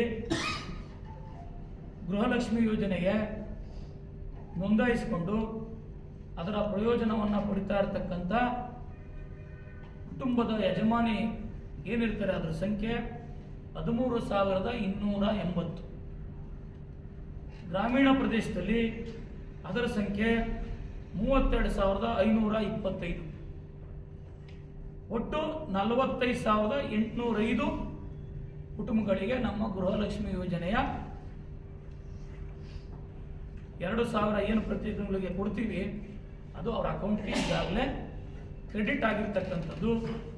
ನಗರ ಪ್ರದೇಶದಲ್ಲಿ 2,65,00,000, ಗ್ರಾಮೀಣ ಪ್ರದೇಶದಲ್ಲಿ 6,50,00,000, ಒಟ್ಟು 9,16,10,000 ಹಣ ಇವತ್ತು ನನ್ನ ವಿಧಾನಸಭಾ ಕ್ಷೇತ್ರದ ಗೌರವಾನ್ವಿತ ಹೆಣ್ಣು ಮಕ್ಕಳ ಅಕೌಂಟಿಗೆ ಇದು ಹೋಗಿರ್ತಕ್ಕಂಥದ್ದು. ಇದು ಸಿದ್ದರಾಮಯ್ಯನವ್ರ ಸರ್ಕಾರ ಕೊಟ್ಟಿದ್ದು ಅಲ್ವಾ ಶ್ರೀನಿವಾಸ ಮೂರ್ತಿ ಅಣ್ಣವ್ರೆ? ಇದು ತಾವಿದ್ದ ಕಾಲದಲ್ಲಿ ಬಂದಿತ್ತು. ಇದು ಕಾಂಗ್ರೆಸ್ ಸರ್ಕಾರದ ಕೊಡುಗೆ ಅಲ್ವಾ? ಮಾಧ್ಯಮದ ಸ್ನೇಹಿತರು ನೀವೆಲ್ಲ ಅರ್ಥ ಮಾಡ್ಕೋಬೇಕು. ಯಾರಿದು ಸುಳ್ಳು ಲೆಕ್ಕ ಅಲ್ಲ, ನೀವು RTI ಹಾಕಿದ್ರು ಇದು ಮಾಹಿತಿ ಸಿಗುತ್ತೆ. ಇದು ಅಧಿಕಾರಿಗಳಿಂದ ಕೊಡ್ತಾ ಇರತಕ್ಕಂಥ ನಾನು ಪಟ್ಟಿ. ಇದು ನನ್ನ ವಿಧಾನಸಭಾ ಕ್ಷೇತ್ರಕ್ಕೆ, ನನ್ನ ಸಣ್ಣ ನೀರಾವರಿ ಇಲಾಖೆಗೆ ಸಂಬಂಧಪಟ್ಟಂತ ಕೆಲಸ ಕಾಮಗಾರಿಗಳಿರ್ಬೋದು, ಇದೆಲ್ಲ ಕಾಮಗಾರಿಗಳ ಎಲ್ಲ ಇಲಾಖೆಗಳು. ಇದು ಪ್ರಮುಖವಾಗಿರತಕ್ಕಂಥ 3 ಯೋಜನೆ. ಒಂದು KPTCL ಸಂಬಂಧಪಟ್ಟಿದ್ದು, ಒಂದು ಋಷಭಾವತಿ ವ್ಯಾಲಿಯಿಂದ ರೈತರ ಬದುಕನ್ನು ಹಸನಾಗಿಸಲಿಕ್ಕೆ, ಅಂತರ್ಜಲವಾದ ಮಟ್ಟವನ್ನು ಹೆಚ್ಚಿಸಲಿಕ್ಕೆ ನಮ್ಮ ಸರ್ಕಾರ ಕೈಗೊಂಡಿರ್ತಕ್ಕಂಥ ಮತ್ತು ಅನುದಾನ ಬಿಡುಗಡೆ ಮಾಡಿರ್ತಕ್ಕಂಥ ಯೋಜನೆ ಇರ್ಬೋದು. ವಸತಿ ಇಲಾಖೆಯಿಂದ ಬಡವರಿಗೆ ಸೂರನ್ನು ಕೊಡ್ತಕ್ಕಂಥ ಇದಿರ್ಬೋದು. ಇವೆಲ್ಲನ್ನು ಹೊರತುಪಡಿಸಿ ವಿವಿಧ ಇಲಾಖೆಗಳ ಸಂಬಂಧಪಟ್ಟಂತೆ ಸುಮಾರು 869 ಕೋಟಿ ರುಗಳ ವಿವಿಧ ಅಭಿವೃದ್ಧಿಯ ಕಾಮಗಾರಿಗಳಿಗೆ ಮಾನ್ಯ ಮುಖ್ಯಮಂತ್ರಿಗಳು, ಉಪಮುಖ್ಯಮಂತ್ರಿಗಳು ಹಾಗೂ ಸಂಬಂಧಪಟ್ಟ ಸಚಿವರು ಇವತ್ತು 4ನೇ ತಾರೀಕು ಬಂದು ಅದರ ಶಿಲಾನ್ಯಾಸವನ್ನು ನೆರವೇರಿಸಲಿದ್ದಾರೆ ಅಂತಕ್ಕಂಥದ್ದನ್ನು ನಿಮ್ಮ ಮಾಹಿತಿಗೆ ತರಲು ಬಯಸ್ತೇನೆ. ಇದು ಇಷ್ಟು ಕಾರ್ಯಕ್ರಮಕ್ಕೆ ಸಂಬಂಧಪಟ್ಟಂತೆ.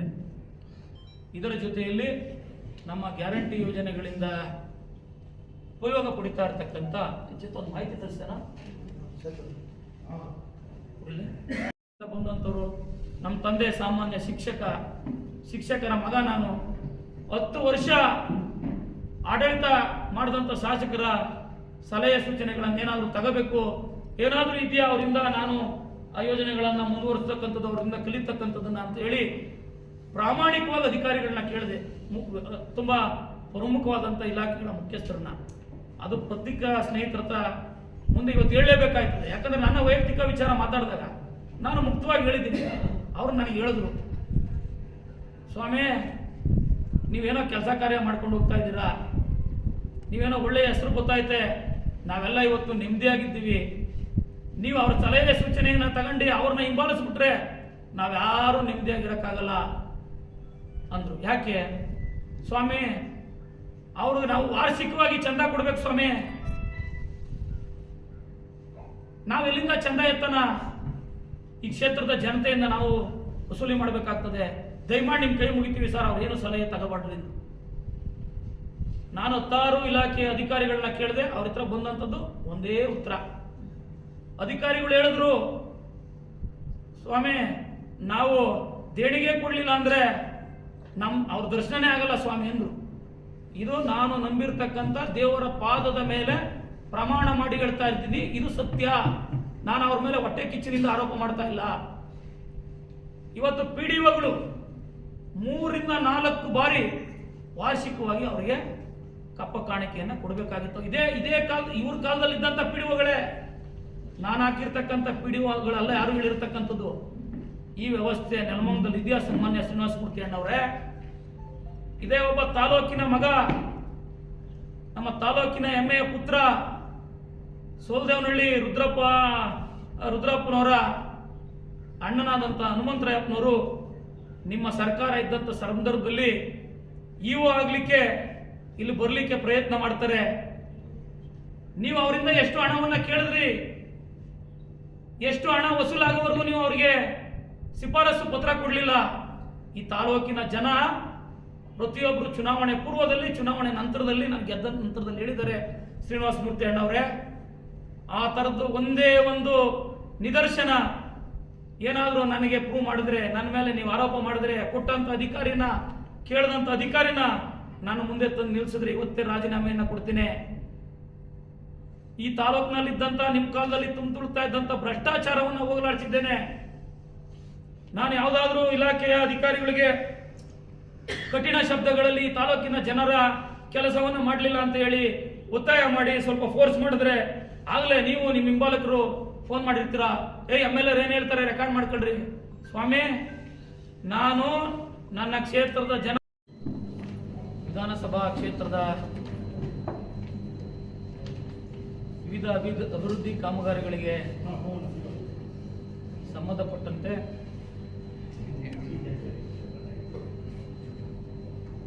ಸನ್ಮಾನ್ಯ ಮುಖ್ಯಮಂತ್ರಿಗಳು, ಉಪಮುಖ್ಯಮಂತ್ರಿಗಳು ಬರುವ 4ನೇ ತಾರೀಕು ಸೋಮವಾರ ಶಂಕುಸ್ಥಾಪನೆ ಸಮಾರಂಭ ಮತ್ತು ನಮ್ಮ ಸರ್ಕಾರದ ಮಹತ್ವಾಕಾಂಕ್ಷಿ ಯೋಜನೆಯ ಗ್ಯಾರಂಟಿ ಯೋಜನೆಗಳ ಫಲಾನುಭವಿಗಳ ಸಮಾವೇಶದ ಒಂದು ಪತ್ರಿಕಾಗೋಷ್ಠಿಗೆ ತಮ್ಮೆಲ್ಲರಿಗೂ ಪ್ರೀತಿಪೂರ್ವಕವಾದ ಸ್ವಾಗತವನ್ನು ಬಯಸುತ್ತಾ, ಮಾಧ್ಯಮ ಗೋಷ್ಠಿಯಲ್ಲಿ ಉಪಸ್ಥಿತರಿರುವ ಎಲ್ಲ ನೆಲಮಂಗಲ ವಿಧಾನಸಭಾ ಕ್ಷೇತ್ರದ ಕಾಂಗ್ರೆಸ್ ಪಕ್ಷದ ಜಿಲ್ಲಾ ಕಾಂಗ್ರೆಸ್ಸಿನ ಅಧ್ಯಕ್ಷರು, ಬ್ಲಾಕ್ ಕಾಂಗ್ರೆಸ್ಸಿನ 3 ಬ್ಲಾಕ್ ಕಾಂಗ್ರೆಸ್ ಸಮಿತಿಯ ಅಧ್ಯಕ್ಷರುಗಳು, ನಗರಸಭೆಯ ಅಧ್ಯಕ್ಷರು, ವಿಶೇಷವಾಗಿ ನಮ್ಮ ಕೇಶಮೂರ್ತಿ ಸಾಹೇಬರು, ನಮ್ಮ ವಿವಿಧ ಗ್ರಾಮ ಪಂಚಾಯಿತಿಯ ಅಧ್ಯಕ್ಷರುಗಳು, ಮಾಜಿ ಅಧ್ಯಕ್ಷರುಗಳು, ಸದಸ್ಯರುಗಳು, ಯುವ ಕಾಂಗ್ರೆಸ್ಸಿನ ಅಧ್ಯಕ್ಷರು ಮತ್ತು ಎಲ್ಲ ಮುಖಂಡರನ್ನು ಸಹ ಸ್ವಾಗತವನ್ನು ಬಯಸುತ್ತಾ, ಪತ್ರಿಕಾಗೋಷ್ಠಿಯನ್ನು ಕರೆದಂಥ ಉದ್ದೇಶ ನೆಲಮಂಗಲ ವಿಧಾನಸಭಾ ಸನ್ಮಾನ್ಯ ಮುಖ್ಯಮಂತ್ರಿಗಳಾದಂಥ ಸಿದ್ದರಾಮಣ್ಣವರು, ಸನ್ಮಾನ್ಯ ಉಪಮುಖ್ಯಮಂತ್ರಿಗಳಾದಂಥ DK ಶಿವಕುಮಾರ್ ಸಾಹೇಬರು ನೆಲಮಂಗಲ ವಿಧಾನಸಭಾ ಕ್ಷೇತ್ರದ ಗೌರವಾನ್ವಿತ ಮಹಿಳಾ ಬಂಧುಗಳಿಗೆ 9,16,00,000 ಹಣವನ್ನು 16,10,000 ಹಣವನ್ನು ಅವರ ಅಕೌಂಟಿಗೆ ಯಾವುದೇ ಮಧ್ಯವರ್ತಿಗಳ ಹಸ್ತಕ್ಷೇಪ ಇಲ್ಲದೆ ವರ್ಗಾವಣೆ ವರ್ಗಾವಣೆ ಆಗಿರುವುದು ನನ್ನ ಸರ್ಕಾರದ ಸಾಧನೆ. ಸನ್ಮಾನ್ಯ ಶ್ರೀನಿವಾಸ ಮೂರ್ತಿ ಅಣ್ಣವರೇ, ನನ್ನ ಗೃಹ ಕಚೇರಿಗೆ ಬಂದಂತಹ BJP ಸ್ನೇಹಿತರುಗಳಿಗೆ ಇದರ ದಾಖಲಾತಿಯನ್ನು ಮಾಧ್ಯಮದ ಸ್ನೇಹಿತರ ಮುಖಾಂತರ ಕೊಡ್ತಾ ಇದ್ದೀನಿ. ನೀವು ಮಾಧ್ಯಮದವರಿಂದ ಪಡ್ಕೋಬಹುದು. ಹೀಗೆ ಸಂಬಂಧಪಟ್ಟಂತೆ ನಮ್ಮ ನೆಲಮಂಗಲ ವಿಧಾನಸಭಾ ಕ್ಷೇತ್ರದ ವ್ಯಾಪ್ತಿಯಲ್ಲಿ ಆಮೇಲೆ ಇನ್ನೊಂದು ಮಾಹಿತಿ ಹೇಳ್ಬೇಕು ನಿಮಗೆ. ಸೋಲೂರ್ದು ನಾನು ಮಾಹಿತಿ ತರಿಸಿಲ್ಲ, ಅದು ಕಾರ್ಯಕ್ರಮದಲ್ಲಿ ಕೊಡ್ತೀನಿ. ಅವರು ಸ್ವಲ್ಪ ಮೊನ್ನೆ ಎಲ್ಲ ಮಾಗಡಿ ಕ್ಷೇತ್ರದಲ್ಲಿ ಅಧಿಕಾರಿಗಳು ಬಿಜಿ, ಅಲ್ಲೂ ಕಾರ್ಯಕ್ರಮ ಅವ್ರು ಕೊಟ್ಟ ನಂತರ ನಿಮ್ಗೆ ಹೇಳ್ತೀನಿ. ನೆಲಮಂಗಲ ವಿಧಾನಸಭಾ ಕ್ಷೇತ್ರದ ಸಂಬಂಧಪಟ್ಟಂತೆ ಕೇವಲ ನೆಲಮಂಗಲ ತಾಲೂಕಿಗೆ ನಮ್ಮ ಗೃಹಜ್ಯೋತಿ ಯೋಜನೆಯಲ್ಲಿ ನೋಂದಾಯಿಸಿಕೊಂಡವರ ಗ್ರಾಹಕರ ಸಂಖ್ಯೆ 80,987. 80,987 ಏನು ಕುಟುಂಬಗಳು ಮನೆ ಇದ್ದಾವೆ, ಪ್ರತಿ ತಿಂಗಳು ಅವ್ರಿಗೆ ನಮ್ಮ ಸರ್ಕಾರದಿಂದ ಅವ್ರು ಕಟ್ಟಬೇಕಾಗಿದ್ದಂಥ ಬಿಲ್ಗೆ ಸರ್ಕಾರ ಕಟ್ತಾ ಇರತಕ್ಕಂಥ ಬಿಲ್ಲು 3,03,00,000. ಇದು ಸನ್ಮಾನ್ಯ ಶ್ರೀನಿವಾಸ ಮೂರ್ತಿ ಅಣ್ಣ ಅವರ ಗಮನಕ್ಕೆ ತರಲಿಕ್ಕೆ ಬಯಸ್ತೇನೆ. ಇದು ನನ್ನ ಮುಖ್ಯಮಂತ್ರಿಗಳು ನೆಲಮಂಗಲ ವಿಧಾನಸಭಾ ಕ್ಷೇತ್ರದ ಜನತೆಗೆ ಕೊಟ್ಟಿರ್ತಕ್ಕಂಥ ಕೊಡುಗೆ ಅಂತ ಹೇಳಲಿಕ್ಕೆ ನಾನು ಬಯಸ್ತೇನೆ. ನಿಮ್ಮೆಲ್ಲರಿಗೂ ಗೊತ್ತು, ಇವತ್ತು ಯಾವುದೇ ನಮ್ಮ ರಾಜ್ಯ ಸರ್ಕಾರದ ರಸ್ತೆ ಸಾರಿಗೆ ಸಂಸ್ಥೆಗಳಲ್ಲಿ ಮಹಿಳೆಯರು ಪ್ರಯಾಣ ಮಾಡಿದ್ರೆ ಉಚಿತವಾಗಿ ಪ್ರಯಾಣ ಮಾಡ್ತಾ ಇರತಕ್ಕಂಥದ್ದು ಅದೆಷ್ಟು ಅಂತಕ್ಕಂಥದ್ದನ್ನು ನಾವು ನೆಲಮಂಗಲ ವಿಧಾನಸಭಾ ಕ್ಷೇತ್ರದ ಕಾರ್ಯಕ್ರಮದಲ್ಲಿ ಮುಖ್ಯಮಂತ್ರಿಗಳಿಂದ ಘೋಷಿಸ್ತಕ್ಕಂಥ ಕೆಲಸನ ಅಥವಾ ನಾನು ಹೇಳ್ತಕ್ಕಂಥ ಕೆಲಸವನ್ನು ಮಾಡುತ್ತೇನೆ. ಇನ್ನು ಯುವ ನಿಧಿ ಎಷ್ಟು ಜನ ರಿಜಿಸ್ಟ್ರೇಷನ್ ಮಾಡ್ಕೊಂಡಿದ್ದಾರೆ, ನಾನು ಮಾಹಿತಿ ಕೊಡ್ಲಿಕ್ಕೆ ಹೇಳಿದ್ದೀನಿ. ಮಾಹಿತಿ ಇಲ್ಲ, ಬಂದಮೇಲೆ ನಿಮಗೆ ಕೊಡ್ತೀನಿ. ಇದು ಇಷ್ಟು ನಾಳಿನ ಕಾರ್ಯಕ್ರಮಕ್ಕೆ 4ನೇ ತಾರೀಕಿನ ಕಾರ್ಯಕ್ರಮಕ್ಕೆ ಸಂಬಂಧಪಟ್ಟಂತೆ. ಅವರು ಹೊಟ್ಟೆಯಲ್ಲಿ ಜ್ವಾಲಾಮುಖಿ ಸಂಕಟ ಒಡೆದು ಆಚೆ ಬಂದಂತೆ ಕಾಣ್ತಾ ಇದೆ. ಯಾಕಂದ್ರೆ ರಾಜಕಾರಣದಲ್ಲಿ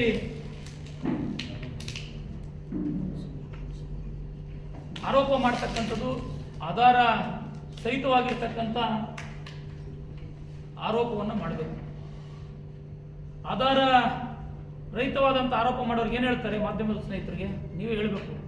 ಹಲವಾರು ಪ್ರಶ್ನೆ ಮಾಡ್ತಾ ಇರ್ತಾರೆ, ವಿಜಯ್ ಆಧಾರ ಇಲ್ದಿರನೆ ಆರೋಪ ಮಾಡಿದವ್ರಿಗೆ ಏನು ಹೇಳ್ತಾರೆ? ವಿಜಯ್ ಹೇಳಪ್ಪ. ಏನು ಅವರ ಭಾಷಣ ಕೇಳಿದೆ ನಾನು. ಒಬ್ಬ ಸಾಮಾನ್ಯ ಮೇಷ್ಟ್ರ ಮಗ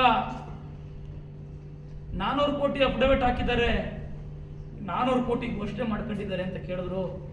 ಪಾಪ ಅವರೊಬ್ಬರು ಮಾಜಿ ಮಂತ್ರಿ ಮಗ. ಅವರೆಲ್ಲ ದೊಡ್ಡ ದೊಡ್ಡ ಪ್ರತಿಷ್ಠಿತ ವಿಶ್ವವಿದ್ಯಾಲಯಗಳಲ್ಲಿ, ಪ್ರತಿಷ್ಠಿತ ಆಕ್ಸ್ಫರ್ಡ್, ಕೇಂಬ್ರಿಡ್ಜು, ಬಿಷಪ್ ಕಾಟನ್ ಶಾಲೆಯಲ್ಲಿ ಓದೋರು. ನಾನು ಸರ್ಕಾರಿ ಶಾಲೆಯಲ್ಲಿ ಓದೋನು, ಒಬ್ಬ ಸಾಮಾನ್ಯ ಮೇಷ್ಟ್ರ ಮಗ.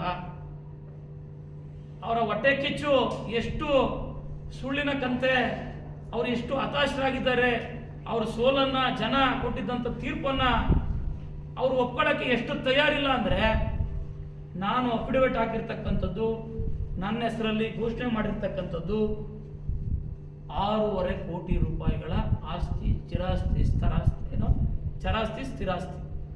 ನನ್ನ ಅಫಿಡವಿಟ್ ಲೋಕಾಯುಕ್ತದಲ್ಲಿದೆ, ನನ್ನ ಅಫಿಡವಿಟ್ DC ಹತ್ರ ಇದೆ, ನನ್ನ ಅಫಿಡವಿಟ್ ಎಲೆಕ್ಷನ್ ಕಮಿಷನಲ್ಲಿದೆ. 6.5 ಕೋಟಿ ನನ್ನ ಅಫಿಡವಿಟ್ಗೆ ನಾನು ಅಧಿಕೃತವಾಗಿ ಘೋಷಣೆ ಮಾಡಿರೋದಕ್ಕೆ ಎಷ್ಟು ಕೋಟಿನ 400 ಕೋಟಿನೋ 600 ಕೋಟಿನೋ ಅಂತ ಆರೋಪ ಮಾಡಿದ್ದಾರೆ. ಇದರಲ್ಲೇ ಗೊತ್ತಾಗಲ್ವಾ? ಇದರಲ್ಲೇ ಗೊತ್ತಾಗಲ್ಲ. ಮಾಧ್ಯಮದ ಸ್ನೇಹಿತರಿಗೆ ಮುಖಾಂತರ